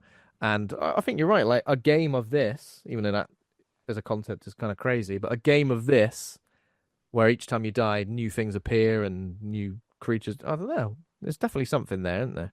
Yeah, like it feels like they've done like the Binding of Isaac, they've done Hades, they've done Cult of the Lamb, they've done like all of the Yeah. roguelikes. Like it's just they've just basically made the wrong genre of Mm, of film, but not film. They've made the wrong genre of game for the film. yeah. It's definitely a roguelike. I'd like if they'd have made a Cult of the Lamb film, great. It would Oh have been God, great. yeah. How did you feel about the cast of characters? Was there anyone who was particularly like your favorite, or I guess like I don't know, it was a bit of a weird collection of characters. I feel like, wasn't it? Yes, I believed that they were all friends and loved each other, and Yeah, that the new boyfriend, I loved that he got pickaxe to the belly. yeah. I'm just gonna Uh, pickaxe you and then just sit here with you while you die. yeah, I thought that was so cruel. I was like, if you're gonna kill him, kill him. Don't just put him Yeah. in don't just maim him and leave him in pain. Oh, and agony. This is what I kept thinking. Right, is I kept thinking when you die, you're going to be experiencing like the pain of death still, Yeah. aren't you? So like you can't just be like, kill me and start again, because you'd still be like, I don't want to. I don't want to die. Yeah. And Oh, I don't know. You know when they like kind of fought, like the things I'm thinking that were actually kind of good. I'm sorry to ask you about the cast, but I was just going to say there was a bit where it like went a bit found footage, and I was a bit like, I quite like this. This is quite good. yes. Like the found footage bit. I The didn't gift. so much like when they were like, how many days have we been here then? I would have liked it if we got like Yeah. a montage of days maybe to make it just yeah. I What were you agree. saying about the cast? Sorry, Ash. No, sorry, I was just about to say the gift that you used for this episode on social media, that was from the found footage Yeah, section. Like I thought that was so interesting. Like I would have, like, the bit we get of the Iron Giant, the bit we get of like the worm in her face, the bit that we yeah. get of all these different things. Like I'd have loved to see them play out. I'd have loved for them to really go full cabin in the woods and go, it's a different creature every night. They stack on top of each other, Yeah. learn what you can. Longer than 13 nights, I think. Like just basic, like really boil them into this world and have Use some of loads them of weird against stuff. each other somehow. Yeah, yeah, like fully go Edge of Tomorrow, where he's like memorizing the path to Yeah. get Oh, through. now you're talking. Now you're Yeah. talking. I'd have liked a horror version of Edge of Tomorrow where it's literally like, okay, this is the path that we have to take. This is how we can use this. Basically doing a death loop. If you've played Death Loop, that's the PS5 one where Yeah. you've literally got to memorize how to kill everybody to end the day. Um, I would have oh, Happy Death Day again. You know what I mean? Like it Mm. would have been very good to bring that into it a bit more if they'd done that concept. But the found footage section saying that was a delicious little taste of the stuff going on right here. Yeah. It's like waking up. If you've had a big night out and you've had a skinful and you wake up and you've got all the videos on your phone. Yeah. Oh no, what's going on here? And then you watch it and there's a worm in your face. Oh god. There's a worm in someone's face. So yeah, I think I kind of believed you kind of had the main character who was obviously experiencing like trauma in a way, but I also felt a bit like frustrated for her because I feel like she never really gets a chance to face up to it or like come to terms with it. It's kind of like, Yeah. you know what I mean? I don't know. I Um, I I feel like ex-boyfriend as well. yeah, they had ex-boyfriend. They gave her a dead mom and a sister that went missing. It was like, can she catch a break for a second? Oh Um, yeah. By the yeah, way, we're going to invite your ex-boyfriend along to this trip. yeah. Please don't. Let's Like, go. you realize the last thing I want. For God's sake. Oh no, I figured like my friendship group at home has been quite incestual over the years, so I kind of believed that they would be friends still, Mm, and like have dated, but be able to like have a friendship group and get over it. I was like, okay, so it's just like a yeah. group with history. That's all Mm, right, and that's interesting for the dynamic they have, and it makes sense for him wanting to defend her and kind of have feelings for her. There's a nice layer there. But like dead mom, missing sister, I was like, she didn't need a dead mom as well as all this. no. And like, they were like, oh, and also she tried to commit suicide like twice. Yeah, Or she tried to die twice. by suicide, I should say, sorry. Yeah. Um and it was just like, here's all these terrible, terrible things this poor woman has gone through. Also, her sister's gonna turn up. She's not gonna get to talk to her. She is a Wendigo, and you will have to just see her face get bashed in. Like, and that's the end of that.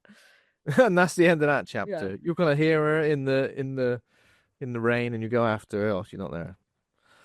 Yeah, not a lot of ability for her to like overcome any of this trauma, is there? It's kind of like Yeah. here's some more. Oh, here's some more trauma that you're never gonna get over. You're gonna be Yeah. dreaming about Wendigos for the rest of your life. A very the descent moment at the start and the end of this film as well, like Yes. bookended by descents, 100%. descent moments. I did yell when the hand came out of the ground. I was like, I know where that's from. I've Like I seen did that before. mentally. Have you seen the like US version of that? Oh, loaded dog. Load of dog. Loaded dog. Is that the one? Why does that exist? Oh, I just don't get what you don't need a nicey ending. You know what I mean? They're like, ooh, it might frighten people if it's bad. You know what I People mean? might people might be very sad at the end Yeah. of this. We need everyone to no. People are gonna be terrified of ever going anywhere near a cave ever.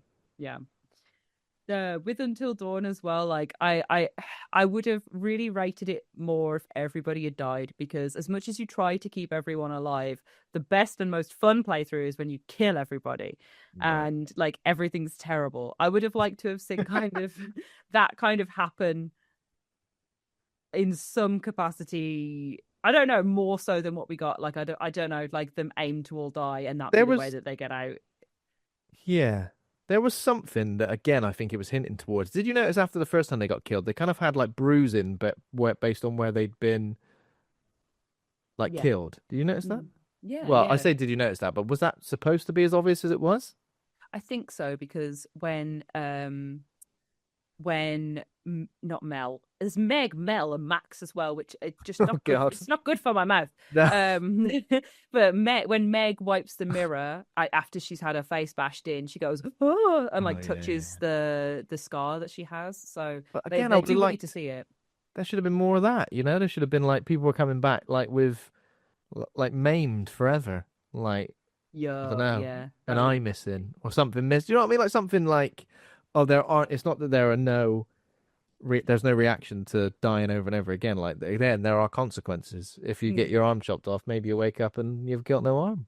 Yeah, I think that would have been fun, but very hard to do some good deaths with. I think what would have been interesting, I don't know how they would have done this, is like you lose an eye, you lose an arm, it regenerates, but it takes a night. So you have like, like a fleshy bit for a while, and then it doesn't come back properly until the night after. So it's like a loading, you know what I mean, or like healing. Yeah. That would have been fun. I guess the exploding bodies doesn't really make sense with that because it would be funny though. That would be funny. Yeah, we're just. Yeah, also, sorry, Meg, the only one whose leg and then belly got exploded before her head exploded. Everybody else what's that about? Everybody else got a nice explosion, easy, I'm gone, see ya. She got exploded separately. I mean, I feel like all of her deaths were kind of like a bit extreme. Like she got her head like smashed into the ground over and over again. Yeah. Also, there was a moment where I swear she gave Clover like a look as if to say, "You just let me die last time." But again, I feel like they didn't. There were so many bits in this film where I felt like it was hinting towards something that was going to come later. Oh, fingernails. Oh, she's turned into a Wendigo. I don't know. Like I thought, oh, is there a bit of tension there, Megan and Clover? Is there going to be a moment later where she lets her die? I don't know. Set loads of these things up, kind of didn't ever pay off. It would have been very The Descent for them to have a moment like that. I don't know.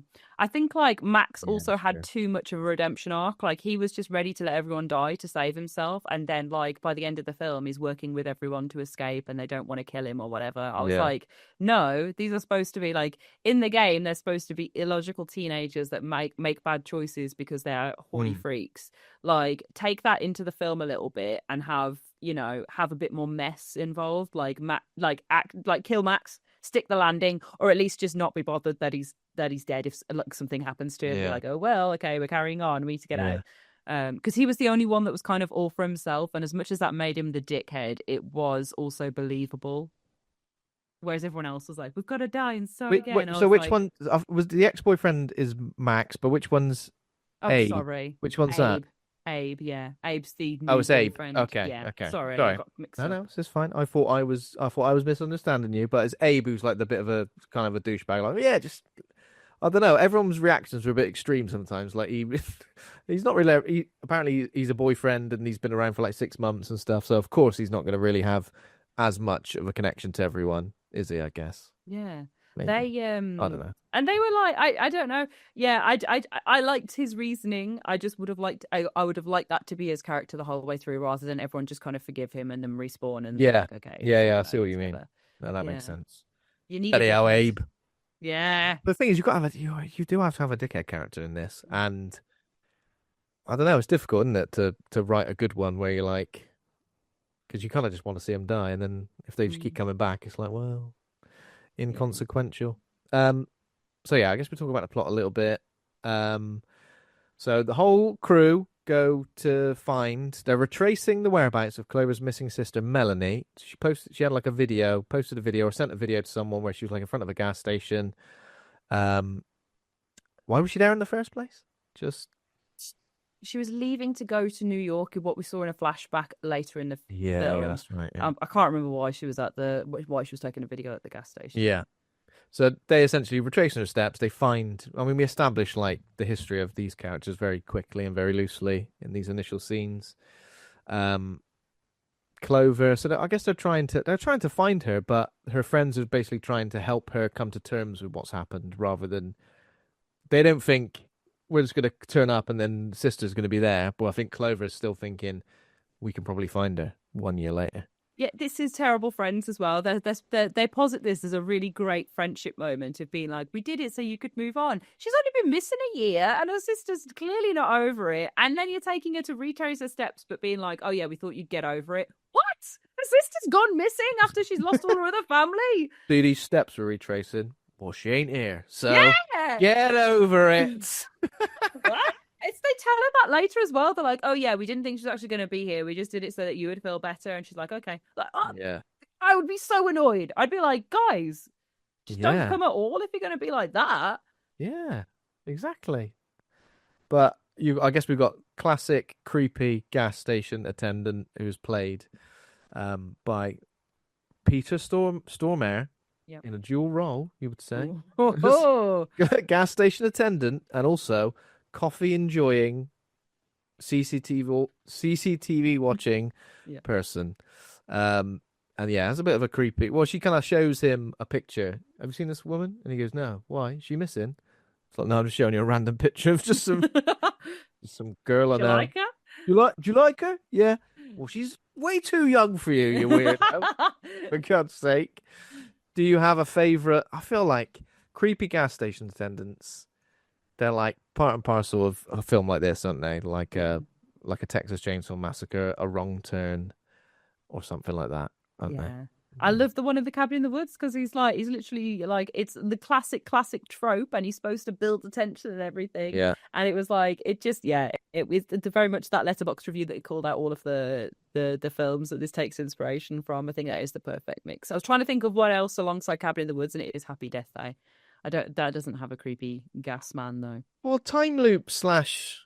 How many time loop things have we had recently? Because I feel like that's having a bit of a resurgence as well. I say resurgence, but maybe it's the first instance of it. Time loop recent. Well, I guess Edge of Tomorrow is a good example. I guess maybe time travel slashes is what I'm thinking of because obviously we had that Totally Killer. Yeah. That one. It's like the sci-fi Happy Death moment, Day, the I sci-fi guess, yeah. slashes, because the Freaky was the other one. Freaky, as yeah, well. that's a sci-fi. Yeah. That's a Freaky Friday one, which I love as well. I think that film's great. I thought it was great until Vince Vaughn started getting off with a teenage boy. I mean, And it's yeah, and it's supposed to that be would really ruin a film. touching. And it was supposed to be really touching. And so it was the back of the car and he's still, I was like, oh, I know that this is supposed to be funny, but it's just, I just don't Yeah. like it. There's always a moment in a body swap film. There's always a moment because it doesn't like Jamie Lee Curtis and the boyfriend like have a bit of a thing as well in Freaky Friday. They must, yeah, I think so, yeah. And Like it is obviously it's a good weird. thing. It is weird, but it is kind of funny when you Yeah. when you think about It's it. obviously really, really funny, but I just remember being like, "Ugh." Like, I don't know. I was just like, "Ugh," I didn't like it. I think it's because it was Vince Vaughn getting real into it as like being like a real teenage girly with it. And I was like, Do you need a moment to get into character, Vince? No. No. I've been waiting for this moment my whole life. Yeah, so I guess it's like the sci-fi slasher thing, which I guess is getting a bit of a resurgence or is happening because the slasher tropes are kind of they have been done to death, but I feel like they're still pretty good. And I feel like I guess it's trying to add a different spin to it, or maybe up the stakes a bit. Like you literally can't get out of this; you're gonna die over and over and over. I feel like Yada, yada. just finally watched Time Crimes and it's like, oh, let's make something like this. Yeah. Oh, yeah. I've not seen that for years. Yeah, Long time. It's just it's a messy time one. But the Pink Mummy icon, love him. That's definitely something I have to rewatch then, because similar to Until Dawn, I remember next to nothing. Let's add it to the list for May. Oh yeah, I remember now. I remember. It's more just visually iconic, I think, than anything else. Watching it, you're like, Pink Man, great. Yeah. So I guess he's creepy, but he's also the gas attendant guy is creepy, but he says a lot of the stuff that's in the trailer, essentially, doesn't he? Just like, I'm establishing the rules of this world, essentially, just in a creepy way. I can't remember what he really says now, but he's like, people go missing, not here, but up the road at Grove something, yeah. Yeah, the Grove Valley. Glore Valley. That's it. Yeah. Like a mining town. Bloody mining towns. Yeah. That's the one thing they took from the game. The one thing that comes from the game is there being strange mines, which is not that integral to the plot of the game, but okay. Yeah, they've got the mines, isn't it? The bloody mines. That's a great bit. It's like when someone made Welcome to Raccoon City and it felt like they'd only played the Resident Evil 2 remake. And they Yeah. went, well, we got all this iconic stuff from the game, don't we? Like that orphanage gate.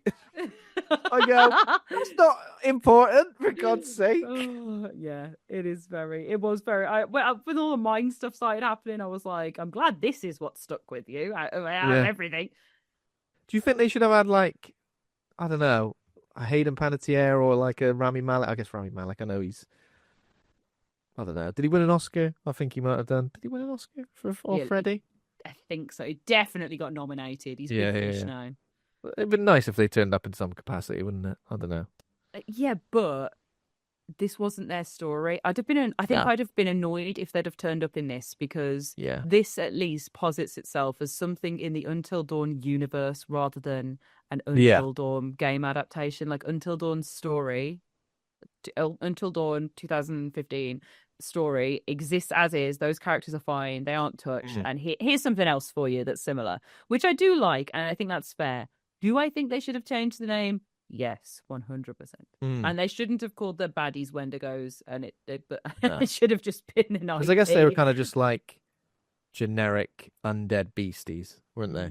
They weren't very Wendigo-like. Like the Wendigo, like in Until Dawn, is horrific. Yeah, it's and it's like stretched as gangly. Well. Yeah, and when it's like stay still.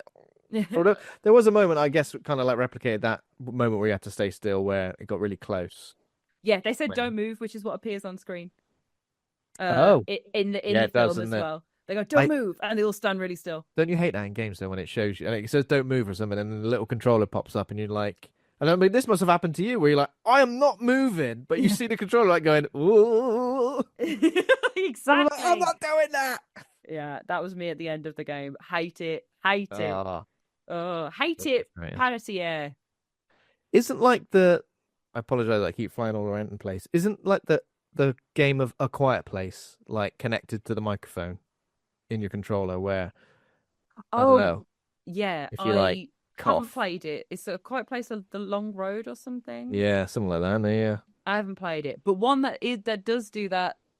That is a real niche throwback. Was Hotel 626, which is a Doritos tie-in game that you could play on your web browser, and you had. Oh my.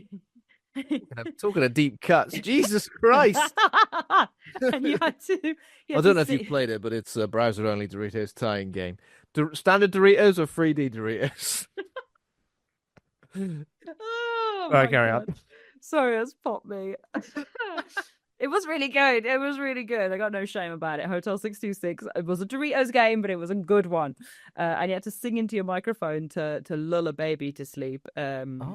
Which was part of it. But yeah, there is some other games that like use microphone where you either have to talk into it or like not breathe and not be like there's oh my goodness, there's a recent one that does that, like you can turn the setting off. I remember, because it's a remaster where you can turn the setting off, because it was an old one where if they listened to you it would make them jump. But yeah, it might have been a Last of Us, Oh really? Maybe when you're sneaking around. Yeah, I don't know how I feel about stuff like that. I mean, sometimes it's cool, but if it's just like a one and done thing, it's a bit pointless. I'm like, well, why is that even in the game? That doesn't really make sense. Yeah. That's how I felt a little bit about. Have you played Split Fiction yet? I haven't played it yet, but it's on my list. I'm desperate. I just find like it introduced like so many like interesting or like throwaway concepts where I'm like, oh my God, I could play like a whole game of this. Yeah. And then it's like done in 2 minutes. And I'm a bit like, felt a bit like that. Let me have it. Go on. Let me have that as an old bloody game. Yeah, there's a bit where you're like, actually, if you've not played it, I'll let you experience that. But, okay. But it's fun. You just get to be a lot of weird things, Yeah.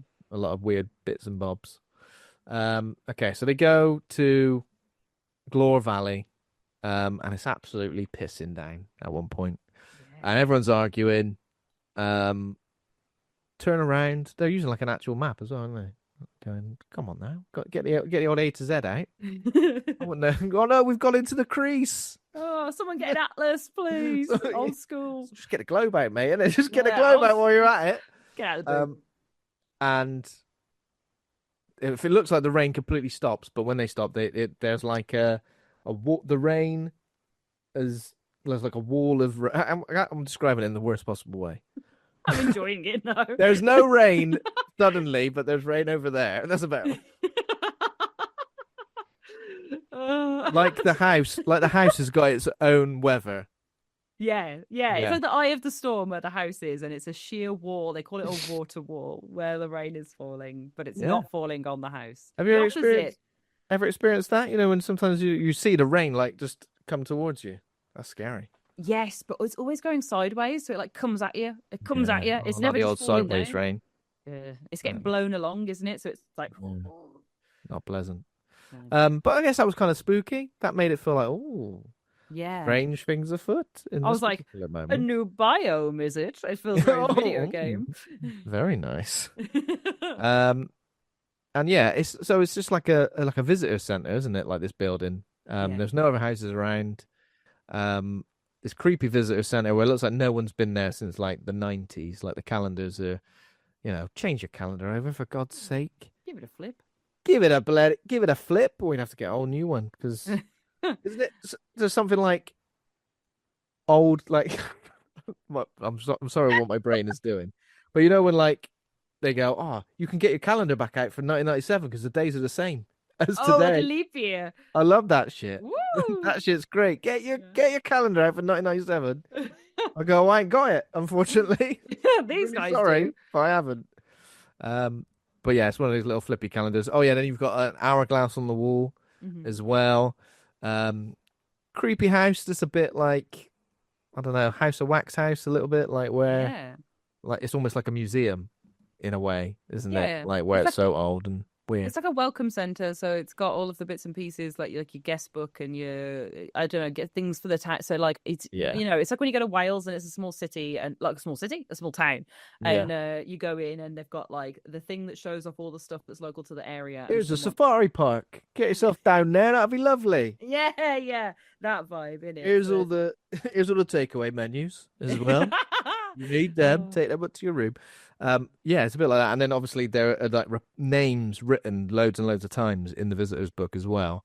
And as it goes on, you could tell they're more and more tired. They're stressed out writing their name in the visitor's book. Stop doing it then. Yeah.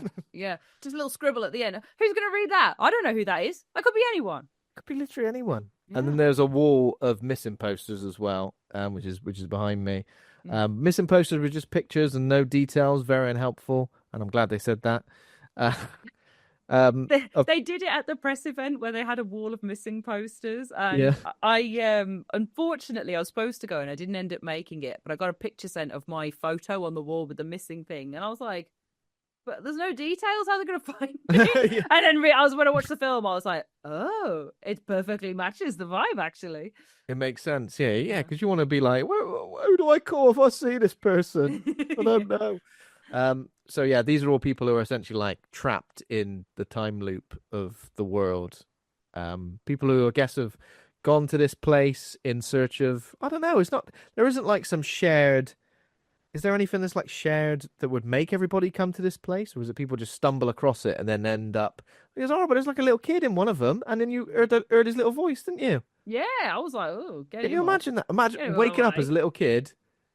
Oh, there's a bloody serial killer here, and then just keep waking up after you've been butchered to death. Maybe he wouldn't know. You know what I mean? Maybe he'd just be like, oh, it's a dream. It's pretty horrible, though. It is horrible. This time loop stuff is pretty gnarly when you think about it. Like what's that film with? Groundhog Day. Groundhog Day is one of them, but there's but there's another one where they're like on a resort and it's got Palm Springs. That's exactly it. I knew you'd know. Me, I hate going into something and having like no information. There's a swimming pool in it, I think. But that at one point, didn't they say something like we've been here for like 10,000 years? They'd been there for they'd been like it's posited as a little rom-com funny drama film, and then they're like, we've been here years living the same day over and over. That actually makes my brain hurt. Like that is because you would be like the oldest soul. You just like, do you know what I mean? You wouldn't just be like making jokes and quipping and all this stuff. You'd be fucked. Is what you would be. You would have seen darkness. You'd have seen the abyss. Yeah, and gone, hello, my old friend. That's what you'd have said. Yeah. That's what they say. But yeah, that's why time loop stuff and stuff like this, like when you think about it, like, oh, we've been here 13 times. or 2 whatever. weeks, man. 2 weeks exactly, but the nights do seem to fly by sometimes, don't they? You know when I don't Movie know, like magic. not much seems to happen, and like, oh well, time's up now, morning time. But yeah, magic. So yeah, they It's until dawn, isn't it? So like if it's a summer's night, that could be like 9 p.m. until 5 a.m., let's say. So they've got like a good yeah 8 hour window. So it's not quite a day, which is at least no. something for them. Hmm. So yeah, there's these posters of posters with missing people, including the sister Melanie, and Melanie's name's written in the book as well. Nina signs into the center's guest book, just does it. Don't even think, do you, Nina? Just write and get your name written in there. There's a Come creepy book. What does it mean if I write my name in there? Don't care. Get it in. on. Uh, yeah, there's like when they go downstairs as well. It's kind of like don't they say it's like another house, but it's just like another floor. There are like windows there and everything's underground. Yeah, the basement floor is a normal floor, but Yeah. like the windows lead out to nothing because it's got a little bit of what do you call it? Subsidence. Yeah. A little bit Yeah. of subsidence. Outside, Clover like goes into the rain looking for like she hears her sister. Max goes after her. And essentially, what happens at this particular point is everyone dies like at the same time, and that's like this. That's like the point, isn't it? Of no return. Again, is that right? Yeah. That's right, isn't it? Yeah. Yeah. They have their first thing. Well, everything gets locked in where they're all doing a specific thing. So like Meg's in the mirror looking at herself because she's Yeah. just gone and spewed. Abe is looking at the missing posters and discovers Mel. Yeah, discovers Mel. You guys wanna? You guys gonna wanna come look at this? You guys want to get in here? You're gonna wanna see this. No one says that. If someone I said that love to me it. from another room, I'd go, "Well, tell me what," so I know if I should get up or not. I'd run in. I'd be like, "Oh my god!" It's like Yeah, a yeah. funeral. Anxiety would not allow me to go. What is it? I'm gonna have to ring you later. No, tell me now. Yeah. Jesus. But yeah, then you've got Max grabbing on Clover's shoulder to be like, "Get out the rain, you Get out the rain. dingus." Heavy rain as well, you know. Yeah, that's a different game. That's a different game. Oh, film version of that? Yeah, Yeah, that'd be good. that would work. Hell yeah, absolutely. Especially the bit where you're like slowly pressing buttons to like get undressed and open a Yeah. door. Wait, there is a sex scene in that as well? There is, yeah, and you have to press quick time buttons for it. I think if I remember rightly, it's quite. Because speed is very important in these situations. You're right. Yeah, yeah. Calm down. Enjoy yourself, for God's sake. Yeah, but like that isn't the whole premise at that point where they're doing it. Like there's some serious stuff going on in the background where his like son's missing or something, and he's like, I'm just gonna do this instead. So yeah, that's the sticking point where everyone kind of wakes up, and essentially every time they get killed, they start again from this particular point. The old hourglass on the wall turning over is a thing as well, and the first instance of scary person coming to get them is a masked assailant with a pickaxe. I guess like Jason Voorhees vibes a little bit, right? Yeah. Yeah. Yeah, it's this guy. This is the game version of him, but he's the guy who appears got the busted up face. Slightly less hair. This guy in the film, but still like, hair.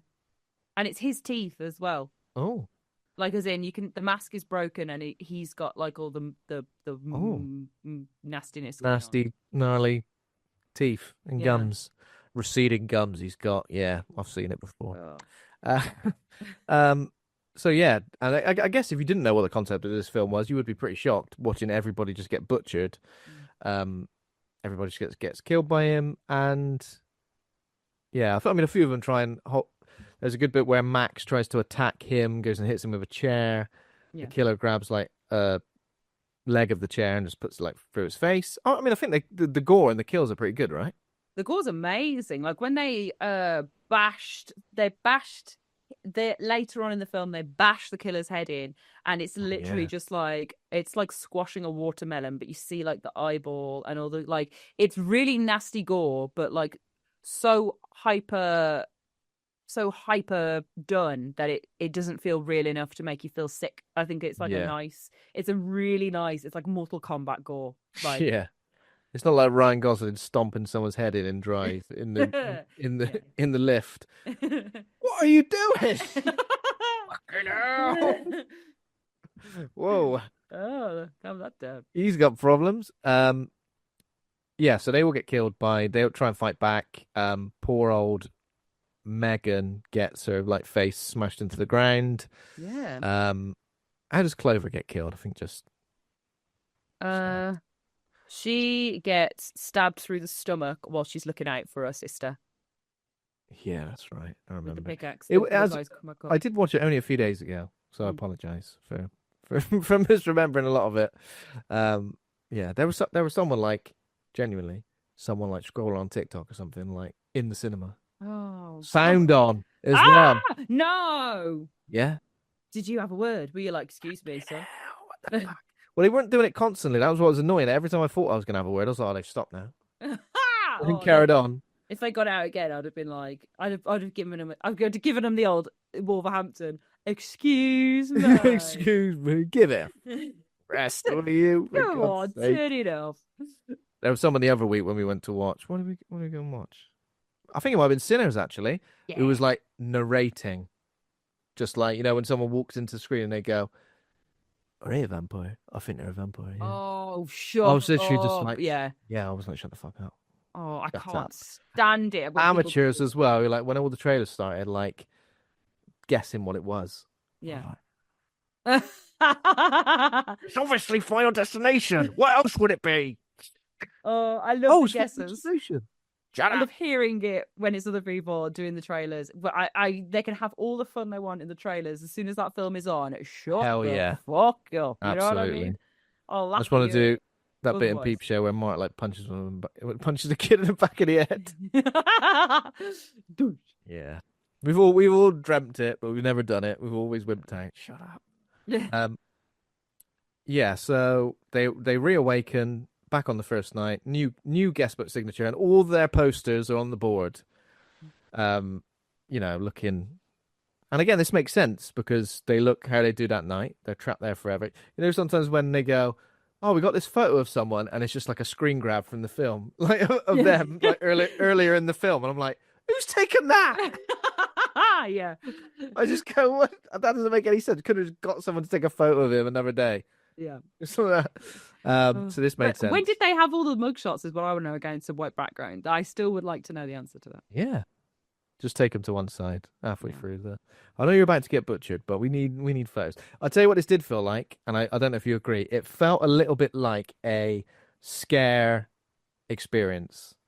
Yeah, like Yeah? when you go through like a little house and it's got all the bits Yeah. yeah. I feel From the way the set was dressed, like it just felt a bit. And I'm not necessarily saying that was a bad thing, but there were bits when they were like going through corridors or like a door would open. You know when a door would open and they'd go, "Oh, well, I ain't going in there."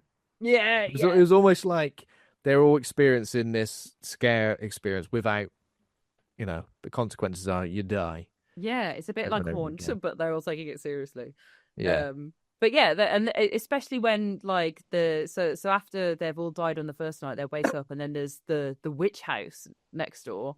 That was very scare house. That felt like a little maze that you'd go into, and I liked it as an addition. But it was also the point where like Meg starts channeling ghosts and channeling people's voices from the missing pages who are obviously trapped in this world and can't do anything about it. And then when they talk about Mel, Clover runs outside, goes into the witch house. A witch chucks a nasty poison gas on her face and possesses her with some nasty poison gas. And like, I think back at the time, I was like, "Oh, this is a cool diversion." But I think back on it now, and I'm like, "What? Yeah, what was Why that? did that happen? Why I is always there a thought, witch?" is one of them going to be the witch? Like Yeah. later on, you realize, oh, actually, I've been here all. I don't know. Yeah. I don't know. I was thinking, when you're just constantly thinking this would be cool, and then it doesn't quite work out. I liked her getting dragged into the house. I think that was pretty cool. Yeah, and when it stopped, and then she was like, "Oh," and got pulled all the way in. Yeah, and to be fair, Megan possessed, pointing all the posters, like speaking, like channeling the voices of them. I feel like that did enough to like build the world for me and make me understand like what had been happening, a bit better. So it could have been heavy. It was a bit heavy-handed, but it kind of still Still kind of worked for me. Yeah. So yeah, I think that's when the elderly witch woman says, "Survive the night or become part of it." Yeah. Abe tries to flee with Nina to get in the car, and giant monster, Yeah. big old giant creepy Iron Giant man. Yeah. And then he turned back, and then the master assailant. And again, I liked it that the master assailant was still there, milling Mm. about. I thought that was cool. That was nice. And then I think Clover comes out of that house possessed, but then she kills Max, but then she gets run over and dies. Yeah. Everybody dead. Night begins anew. But then she's not possessed anymore. You know what I mean? Like Meg isn't possessed by anything, and Clover isn't possessed by anything. So like, I would have loved it if putting the poison gas on her, or on one of them makes them evil, like turning Yeah, medicine for the that night, would have been like good. you say. But Like, yeah, I the possession thing just it didn't land for me afterwards because I thought when it got to the second bit, I was like, oh, I get it. We're going to do a different genre every night, and that's going to be really cool. And then it came back around and was like the yeah, water one, and then it kind of like folded in on itself, like and it didn't happen anymore. It just confused me a little bit. yeah, I know what you mean. And they did keep kind of. I mean, the dialogue was a bit iffy in places. I don't know. There was a lot of them saying things like, "We're in a time loop. What if the next loop is the last time? What if we Yeah, die forever?" Like there was a lot of that, a lot. And it kind of like making assumptions based on things where I was like, "Well, why would you think that? You know, yeah, why would you think that? And how would you know that? You're kind of yeah. just. If I was in that situation, I'd be like, shut up. Don't know anything. You know, I think someone says that at one point. They go, "Well, we don't know anything." Yeah, And I'm like, stop speculating then. For yeah, God's sake. What if we die and then that's it forever? Well, then that's it. yeah. Just try and get out. Like, Just try and just get like out, yeah. actually get some logic and some information, and then move on from But I there. did keep Like, thinking, like, when one person dies, is it like, oh, does that mean we don't try and survive this attempt? I'll be like, yeah. hell no. We still got to try, surely. Yeah. This was kind of like a nice little, something a bit different, I guess, when they barricade themselves in the bathroom, all share a lovely drink of tap water, which one by one causes them to explode. Which Illogical choice in a horror movie, but also you would want a sip of water, so I can forgive it. yeah, I guess you would be parched, but then again, like when the night restarts is your first reset as well. I ain't had a drink for 13 nights. Oh God. I'm absolutely God. parched. You know when you wake up in the middle of the night and you have a drink of water and it's like the most refreshing thing Yeah, ever. I yeah, love you just want to soak it down. Yeah. that. Oh. Ugh. So yeah, they explode one by one.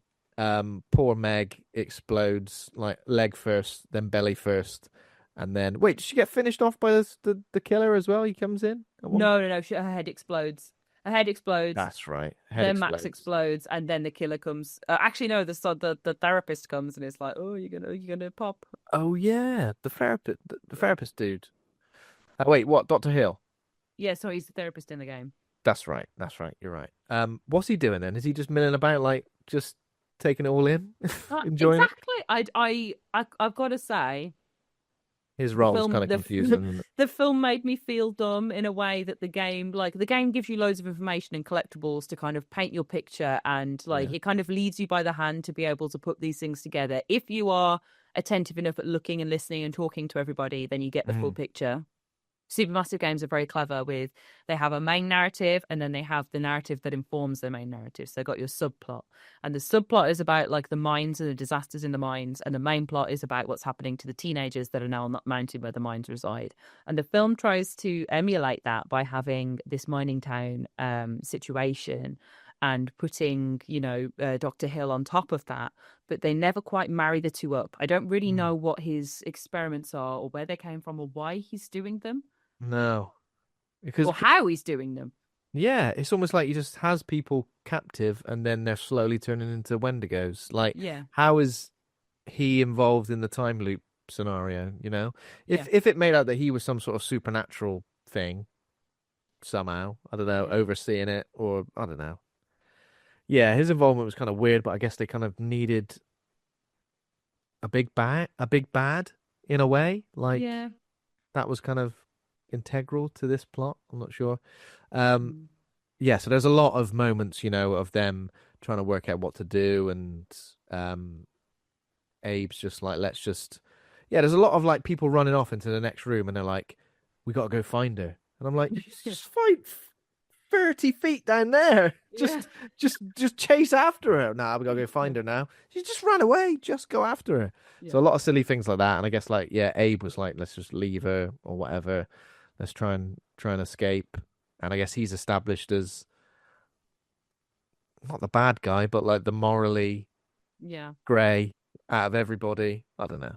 Yeah. Then he does take a pickaxe to the stomach, which is kind of hardcore. Yeah, and then so it's Nina, isn't it, who Yeah. stabs when they're having an argument. Right, that's it. Shut up. Have a bloody pickaxe in you. And then Oh. yeah, later on with them two, it's the master assailant again who comes in and she says, "Kill him first." I don't know. Is that like being nice, or is it kind of like I don't know? I thought she said me first, but him first would make sense. I'm not sure. I'm not sure actually. Could have been either. The master assailant as well, though. Also, sorry, just to hop on to kind of like again with the therapist situation, Dr. Hill situation, like the mask guy is never explained or No. understood. Like, and you know, he's not a Wendigo, so he's not one of the creatures that have been formed from the time loop. He is involved in it, like the witch and the this guy. How No. who How why? Yeah, I mean, disconnecting it from the game, it kind of would have made more sense if Hill was like somehow creating these things to scare people, and that the fear allowed people to deteriorate into Wendigos and become part of the night. Right. Yes, that does make sense I because don't know. that was That part was of it, wasn't it? that was part of it, but again, Yeah. it was never clear. The how and the why is not deemed very important in this film, is it? So yeah, so Clover, Max, and Megan are out in the woods at this point. I think it's when they see Melanie, who's all Wendigoed up, half Wendigo, but still with her hair.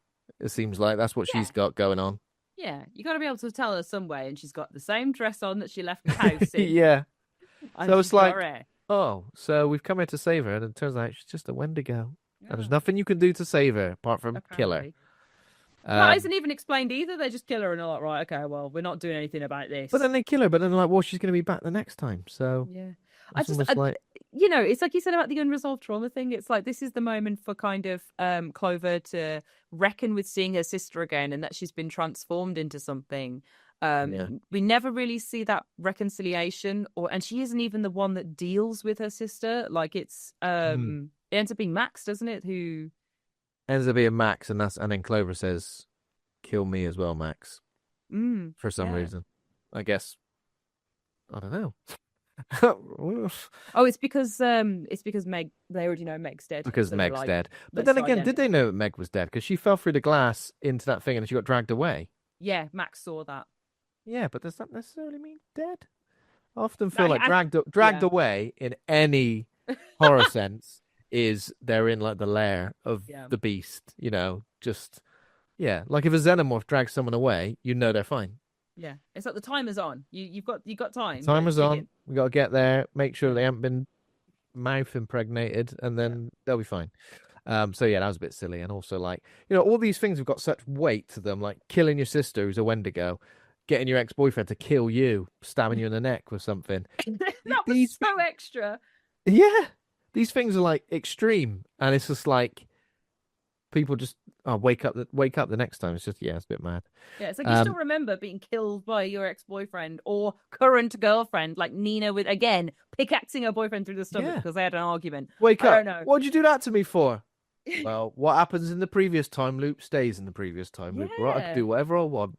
It's just like if my partner killed me because they disagreed with me to restart a time loop. I don't know. I think there's a very interesting like angle to be spun there about consequences and the way people interpret them, and it just wasn't really touched upon. But like if that I'd be like, you are actually a freak, like you're a sadist, you're a freak, you literally killed me. Just because I come back doesn't mean you didn't have the willpower to kill someone, and it still hurt. Like, come on. I don't know. Just the Nina thing really is at odds. It wasn't like it's funny, but like it's so at odds with everything else, the emotions. And it's at odds, especially when you're supposed to be like, oh, now they're all going to survive and everyone's saved. Only saved each other. Yay! Yeah. It's a bit like, well.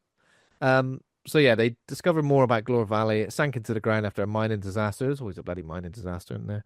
Silent Hill, etc. Wait, but that's only in... Is the mining disaster only in the film? I guess it's in the first game, right? The mining disaster in the film. Oh my God. You say it was Yes. And film. then there is mine stuff in.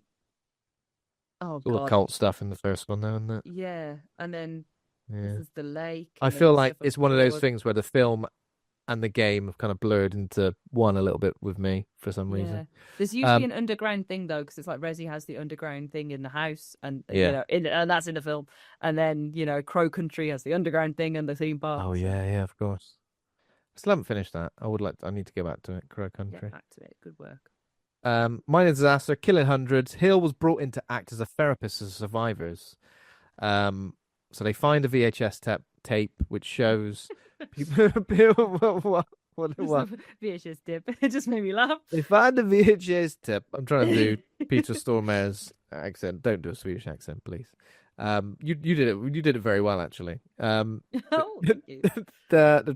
So as those trapped at the center that turn into Wendigos after being killed on the 13th night. So it seems like last until dawn or become part of the night, but 13 nights for some reason is the rule. It's spooky. Yeah, it's spooky, isn't it? 13.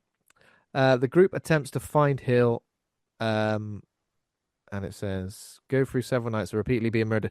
So I guess this is where they try and like put a lot of the nights together, which is when Abe says something like, "Oh, I was filming something on my phone, wasn't I?" And then he opens it and he goes, "Oh, I've got loads of videos here." And this is kind of like a mini montage of various little deaths. There's like there was like a creepy tall thing and stood in the doorway that kind of like came in. Again, this is cool. This is cool stuff. Like Yeah. visually, it looks good.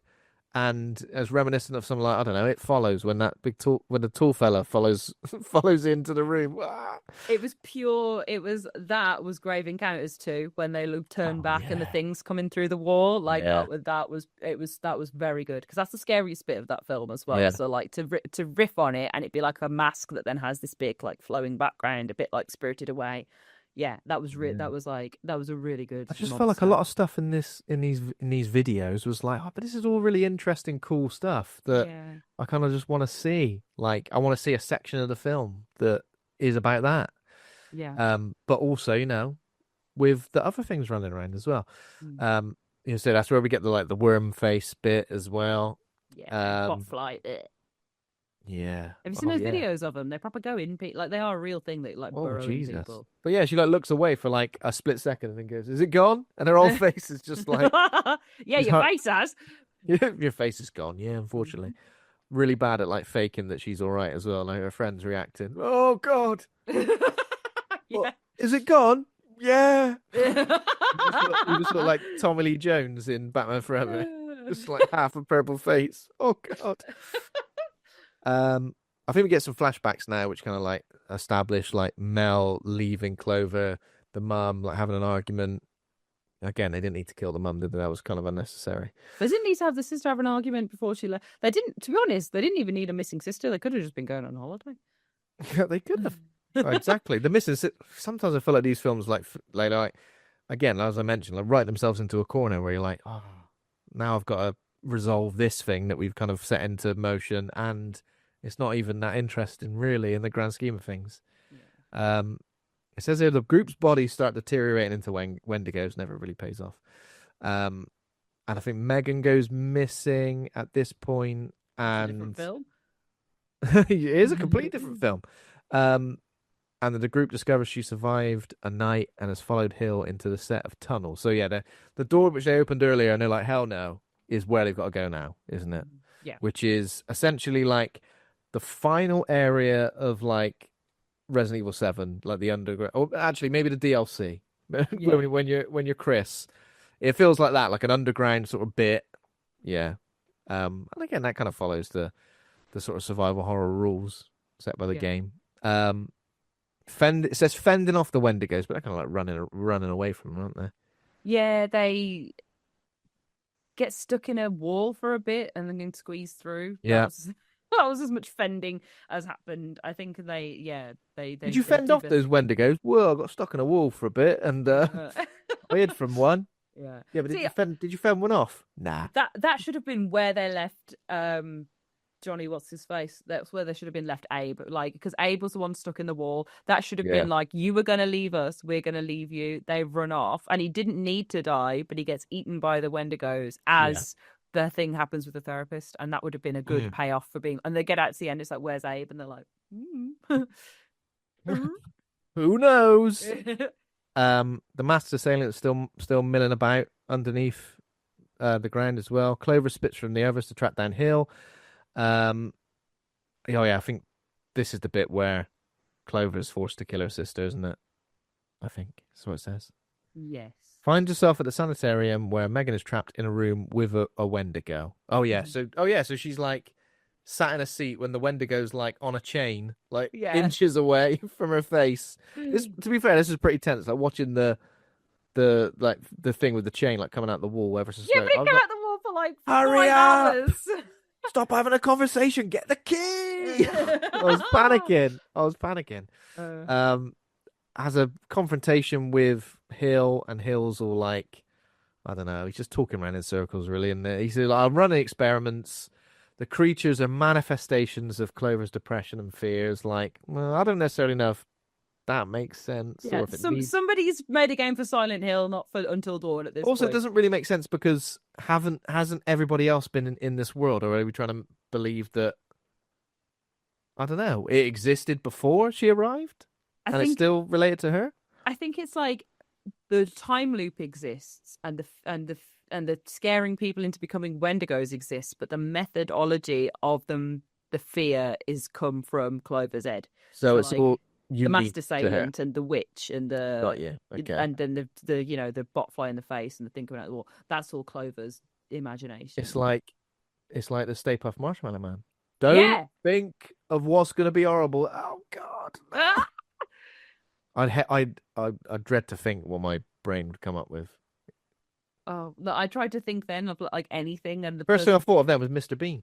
Was it? Yeah, that would be horrible. As that a would horror. Be horrible. My brain just went. Tartar. It looked massive as well. Tartar. Yeah, horrible. I don't know why my brain went there, but it did. Live action as well, not animated Bean. Imagine like live action Bean cannibalizing you. That'd be horrible. There we go. Think of one now. Think of one. The best thing I heard, the first word that came to my head was salamander. It's like just a very big salamander. Pretty cute. Yeah. Like a little salamander. That's not nice. Salamander. Just riding on his back. So yeah, the way that Clover beats Hill is by there's like a leak in the room. I feel like Hill will be aware of this because he's having he loves a cup of coffee, and if the water's making people explode, maybe he'd be a bit more. You'd check it out, wouldn't you? Be a bit more vigilant, but no, drops a bit of water in his coffee. He has a drink. We hear his belly go, do a little grumble, and he's gone, uh-oh. Boom. He explodes. I kind of like the exploding bit, but I don't necessarily think I like how it was used here. I don't know. I feel like... I like how it was used, but it was not earned. I think is the thing. It's like, he's going to look away, do a monologue, and I'm going to put it right. And he's put his cup of coffee right next to a water leak. I don't know. I was just like, it was too easy. It was too easy, exactly. And also, like, if he's involved more so, I don't know. It would have been good if he'd noticed straight away. Like, he went to drink it and he went, no. Yeah. Naughty. That would have been better. So she gets the keys, frees Megan. They managed to kill the master assailant. That's when we bludgeon him in to death. Yeah. The Wendigos are chasing them through the tunnel, and it's all very tense at this moment because as they're trying to get out, we see the sand in the hourglass like running down. But yeah, we get like the descent moment of her coming out, but then it happens twice because she gets out and then she gets dragged back in, and then comes back out again. Oh, here you go! And then someone else comes out after her as well. It's like, okay, 3 times. I'm all right, guys. And then the other 3 just got out and were there. Yeah, but they got out as well. Thank God for that. Yeah. So now free from the time loop, the group drives away from the center. Meanwhile, and this is. I can't remember, was this like right at the end or was it like post-credits? I think it was right at the end. A surveillance system in Hill's office changes to a snowy cabin. Yeah. Nice. where a car pulls up and Hill's whistling can be heard. I guess is it supposed to be like, well, this is the next version of events. Yeah. And then that would be, I don't know, it feels like that's like the next Until Dawn vibe Yeah. Or is that happening. like the actual Until Dawn game story that's happened, about to happen? You Well, I can't suppose it would drive have to already it. happened. We didn't Yeah. even mention the Rami Malek on a piece of paper bit. Oh, I know, and his mate as well with the glasses, Chris Oh and yeah. Yeah, Chris and Rami Malek's Josh. CV there. Yeah, yeah, Josh Washington, it says at the top. I don't know. Yeah, the ending changing to the screen, it being like a snowy cabin. It's reminiscent of the game Until Dawn, but like actual Until Dawn is set at a ski lodge at the top of a mountain, so it cannot be driven to. You have to take a cable Yeah. car up there. It's part of the fear Mm, because you can't get away. bloody hell. I don't know. I think we've spoken about it, and I like it less. It's weird how that happens. Sometimes it happens, Yeah. sometimes it goes the other way. Mhm. Sometimes it doesn't. Okay, so I'll play a little bit of name game before we wrap up and rate the film because that is the end. Um, You're like we're done. that is the end. What Unfortunately, what would you what would you what are your like closing thoughts on it though? Did you really find it Oh. average or was would you give it a bit more? Cl- I don't know. Closing thoughts are, I think there was a lot of interesting ideas that I liked and I wanted them Mm, to expand on a bit more, and that they never quite did. I felt like there's a more than once it went into generic territory, which I was mm, disappointed by. Um, and again, I guess in a little bit of the same reason I feel like Sinners, which is great, and mm. I'm not comparing this film to that because I think Sinners is far, far superior. But I feel like it gets to a point in the film where it goes, bloody hell, it's been a while, this film. We better wrap it up. We better wrap it up, lads. And then they do. It kind of feels like that. Like, oh, we get to the underground bit and it's like, okay, this is the finale. Well, actually, there's not much left to tell. 5 minutes or so, then we're out. Yeah. I don't know. I always feel a bit disappointed by that. Mm. And especially when the antagonist, no matter what type of antagonist it is, but I also feel frustrated when an antagonist gets dispatched like Yeah, pretty easily. straight away. Yeah. Yeah. I don't know. What about you? When it came up that it was a David F. Sandberg film, I went, oh, that like I was like, oh, Is okay. he? What has he made? Shazam. He's done Shazam, but he did Oh, he did Lights Lights Out. Out, and Yeah. And I. he's a good director as Pony Smasher on YouTube as a short film director. Him and Lotta Lotson, his wife, who also is a producer on the film, Okay. because they work together as a team. They make incredible stuff. When they've done long form things, they Mm. kind of do studio projects. Annabelle And creation as well. yeah, Yeah. Annabelle Creation. So like his Lights Out was his original IP, and then he's done a lot of picking up other people's IPs So since then. Lights Out was a short first, wasn't it? Yeah, and the short's really good, and it was really viral. And then the idea got expanded upon, and it was very much like had all the ingredients to be really good, but still flawed. It still didn't quite stick the landing. And Yeah. then seeing him at the end of this one, I was like, "You've Sandberg, I keep defending you, but like you've done it again." For God's sake, sad. And then Yeah. randomly, just the two Shazam films like after Yeah. that. Yeah. That's weird. Annabelle Creation's really good, but it's really good for an Annabelle film. I don't think I've seen any Annabelle films. The Annabelle Creation is Mhm. actually worth watching because the scary sequences in it are done very well. But this is where Sandberg shines as a shorts director because Mm, like he'll like this is why the found footage bit popped off so hard because yeah. that's his playground. He's very good at that. Yeah. And in Annabelle Creation, there's like transformation sequences and like things lurking, like it's the representation of the demon in the doll, and Mm. that is really good. He's really, really good at that. But the actual long form story, like, isn't as tasty. And I feel like that's what's happened Mm. here with Until Dawn. And also, Gary Dauberman's written this script. He's usually the Conjuring man, isn't he, or something? No, he's done all sorts of bits and pieces. Gary Dauberman, Annabelle, Annabelle Creation, Yeah, um, The Nun, It. Oh, I guess yeah. maybe not The Conjuring universe the with the Conjuring nun is what I was universe. Yeah. thinking. But yeah, and then all the other stuff like Gary Yeah. Dauberman Salem's screenwriting Lot it. as well, Ash. Oh, there we go, my guy. He can sometimes have a few hit or miss bits. I'm glad that he had a go at doing something totally different with this Yeah. property. But I need a bit more So, mortar between the bricks is what I think it Yeah. needs. Sometimes a bit too like I almost get like a bit of a flavor for stuff like this and other stuff. I guess like maybe like Annabelle, maybe like Lights Out, where it's like it's horror, but it's not necessarily my type of horror. It's like the kind of horror that people who don't really like horror think horror is. That makes Blockbuster horror, yeah. I call it, blockbuster yeah, horror, or yeah. like popcorn horrors is what I think Popcorn the horror, best yeah. name is for it. It's like something you're going to go to the cinema to see and go, oh yeah, that was like a thrilling, big experience, big screen experience. But like you go with your friends and have McDonald's after, sort of thing. Rather than... Yeah. That's not to diss it, Chicken nugget share box just for me, please. Yeah, and those films are important and they're part of the horror Yeah. ecosystem. And like absolutely no shade, but I think when you analyze horror in the way that you guys do on Horror Hangout and that I've done in like for different things, it doesn't hold up quite as well unless you've got a soft spot for various parts of it. And I have a soft spot for Until Dawn the game, which makes this harder to make excuses for. Yeah. Oh yeah, definitely. Definitely. Okay. I'll play a tiny bit of name game. If you want to chip in with any, please do, because some of these are going to be off the top of the dome. Okay, Uh, I'm going. I'm gonna have to go for a few of yours and then think. well, I'll just do. Yeah, okay. I'll do a couple. Okay, so a group of friends trapped in a time loop where mysterious foes chased and killed in gruesome ways must survive until dawn to escape it.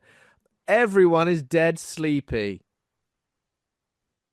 Uh, nap, sleep, un, Nap sleep. un Everyone's dead sleepy. In fact, everyone's dead sleepy. It's like, stop doing that. You're going to make me do it. until something yawn. Until yawn is correct. Until is the same word though. Yeah, I do that all the time. I'm always doing one word. That's my thing. Andy's the one who does the whole You bloody gotta do the whole title. one. Andy does the whole title. I always do one word. Do you know why? Lazy. All right. Okay, well, Okay. I've got one for you then if we were doing that. Yes, please. Okay, can you read the first bit for me because I don't have it up. Yes. A group of friends trapped in a time loop where mysterious foes chase and kill in gruesome ways must survive until dawn to escape it. To escape it, to escape the horrors of a pink fishy shell creature. Until prawn. Yeah. That's a good one. Didn't have that one down. That's pretty terrifying, actually. I think prawns are Yeah. pretty scary. Yeah. A group of friends trapped in a time loop, mysterious foes chasing, kill them in gruesome ways, must survive until dawn to escape it, and they are pursued by comedy duo French and Saunders. Until French dawn. Dawn French. Un- Until Dawn French is correct. Yeah. Oh, okay. There we go. Not for the French dawn. See? Sometimes I'll C'est just la add a vie. word on.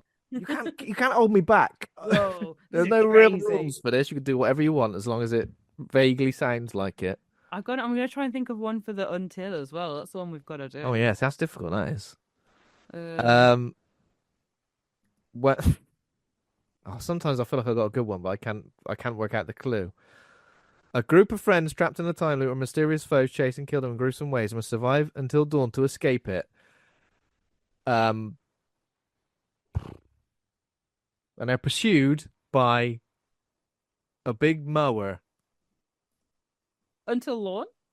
until lawn is correct. Yeah. I can't think of a clue without saying lawn mower. Oh my god. Okay. Right, hold on. I've got half of it. Okay, a group of friends are stuck in a time loop and they go to a place and they have to survive until dawn from the horrors of an indie band who's very angry at them with such hits like ew, ew, ew. Ew, ew, ew, ew, ew, ew. Is it rhyme with dawn? The second part does. It's a doubler. Bastille. Yeah. And they're very angry with them. Fawn. No. Frown.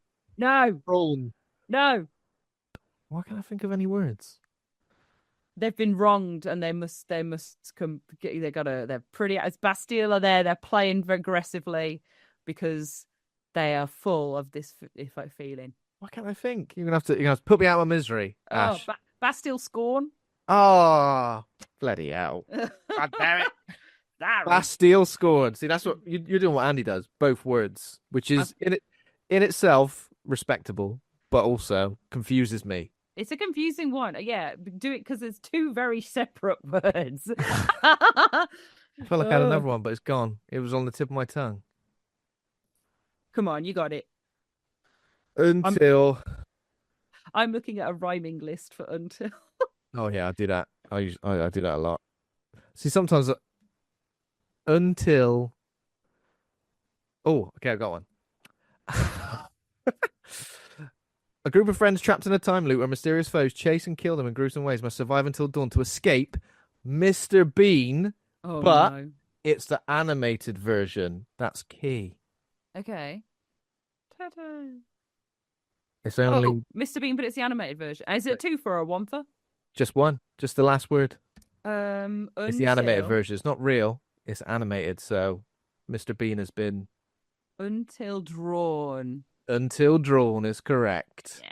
There we go. Okay. All I can think of is prawn every time I think of dawn. Is all, Yeah. all I've got is prawn on the brain. Okay. A group of friends go to a welcome center. It's really spooky, and they have to get murdered loads in a time loop. But to survive, they must watch an Advil for off-brand paracetamol. That's very sexy. Jesus Christ. Off-brand paracetamol, an advert for off-brand paracetamol is very sexy. Well, yeah, American paracetamol. Advil. Yeah. Porn? Yeah, Advil porn. Whoa, this Advil's really getting me under the collar. Let's go. Let's go. Well, I feel like my edition of Until Drawn is nowhere near as exciting now. After that, I've got no more. That's the end of my list. Yeah, and my rhyming thing. It says that that McGill rhymes with until McGill, yeah. or Churchill. So I'm going. Yeah. Those rhyming things when you go, there's bound to be loads of things that rhyme with this word, and then there's like 4 things. Yeah. Confusing. Okay, let's rate the film A to F. Pluses and minuses allowed. Rate good or rate bad. Have you ended up on a lower rating than at the start of the discussion?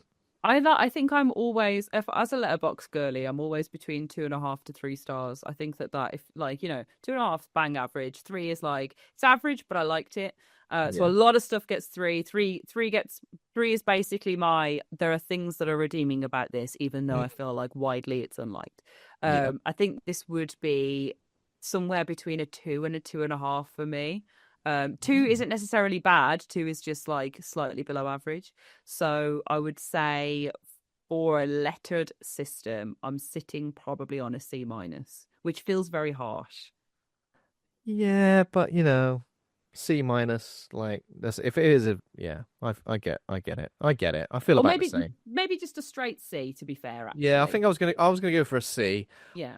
I could take it to a C plus based on like some of the ideas that were there that I feel like if they were fleshed out a bit more, then I could enjoy them a bit more. But I just feel like there's so many films that I see, and maybe it's because of the amount of horror films that we see that we feel like this is that we go, that has got so much potential, but it just never really like pays off on it, and it's difficult. But yeah, I think maybe a straight C just because it's those times where it drops into generic territory that I find it a little bit frustrating. Yeah, and I think to use the Until Dawn name, brand, IP, and make a film that it doesn't even feel in the same genre as the game, never mind not telling the same story. Both things I could forgive if it had like capitalized on other parts. Basically, all we got was Wendigos and mines, and and the Wendigos were Wendigos in name alone. They weren't like the folklore legend that they should have been. So if I talk about it too much, I'll start dropping again. But I think I think from concept like and naming, and that it's related to this game specifically, it's got to be a C. Yeah. Okay. Yeah, I'll join you on a C, so don't feel too bad. I will sit there with you. Yeah. Um, there we go. Well, that was Until Dawn, covered pretty extensively, I would say, as we often do. Thank you so much for joining me, Ash. It Thanks would for have been a having very me. lonely episode without you this week, wouldn't it? Where can our listeners keep up to speed with you, everything you're working on, your streams, and any other horror content? So I'm across the internet at Ash Millman, ASHMILLMAN. And you can catch me on Instagram, Twitter, Twitch. I stream 2 or 3 times a week on Twitch. I put my announcements in Discord for when I'm going live. Usually it's like Tuesday night, Thursday night, Friday afternoon. But you can go to my website, www.ashmillman.co.uk, to find out all of that stuff. I've recently been cast in a horror audio thing, so she's a voice actor, Oh, which will be fun. It's called the Redacted Unit, and you can check that out. There'll be a Kickstarter for it soon. oh, It's got some sweet. other Super popular horror exciting. names in it, which is fun. So yeah, they're my plugs. Amazing. We will put those links in the show notes, of course. Thank But yeah, you. thanks everybody for listening. And thanks again, Ash. Thanks. If you enjoyed the show, become a patron over at patreon.com/horror hangout. Thanks for Taj Easton for our theme music. Thanks to Acast and Rusty Quill for hosting the show. Please consider giving us a rating or review. We're on Fred's Instagram, Facebook, TikTok, YouTube, something else, I feel. Blue Sky? No, no, not yet, Oh. but we probably should be. But horrorhangout.co.uk for everything in one place. Next week is a brand new month, so we haven't actually announced what episodes we're doing, but I'll do it for the first time right now. Can you Oh my believe it? God. I'm excited. Next week, From Dusk Till Dawn. After watching Sinners, we were like, you know what? We haven't covered that. We're going to have to do it. Couple of new releases. We've got Clown in a Cornfield and Final Destination Bloodlines. And then we're ending the month with Rats, Night of Terror. Not a new release. A very old film about horrible killer rats. Ooh. Sounds a bit like Night of the Lepus, but rat version. Yeah, I've never seen it before, but I have read the book Rats. Have you read the book Rats? I haven't read the book Rats. Oh, read the book Rats. It's so good. It's got rats in. Got lots of rats in, killer rats, some massive ones. It's Yeah. great. I'm on it after our Nosferatu. Let's go. Yeah, hell yeah. But thanks very much, Ash. It's been an absolute pleasure, and we'll see you again very soon. Thanks for having me.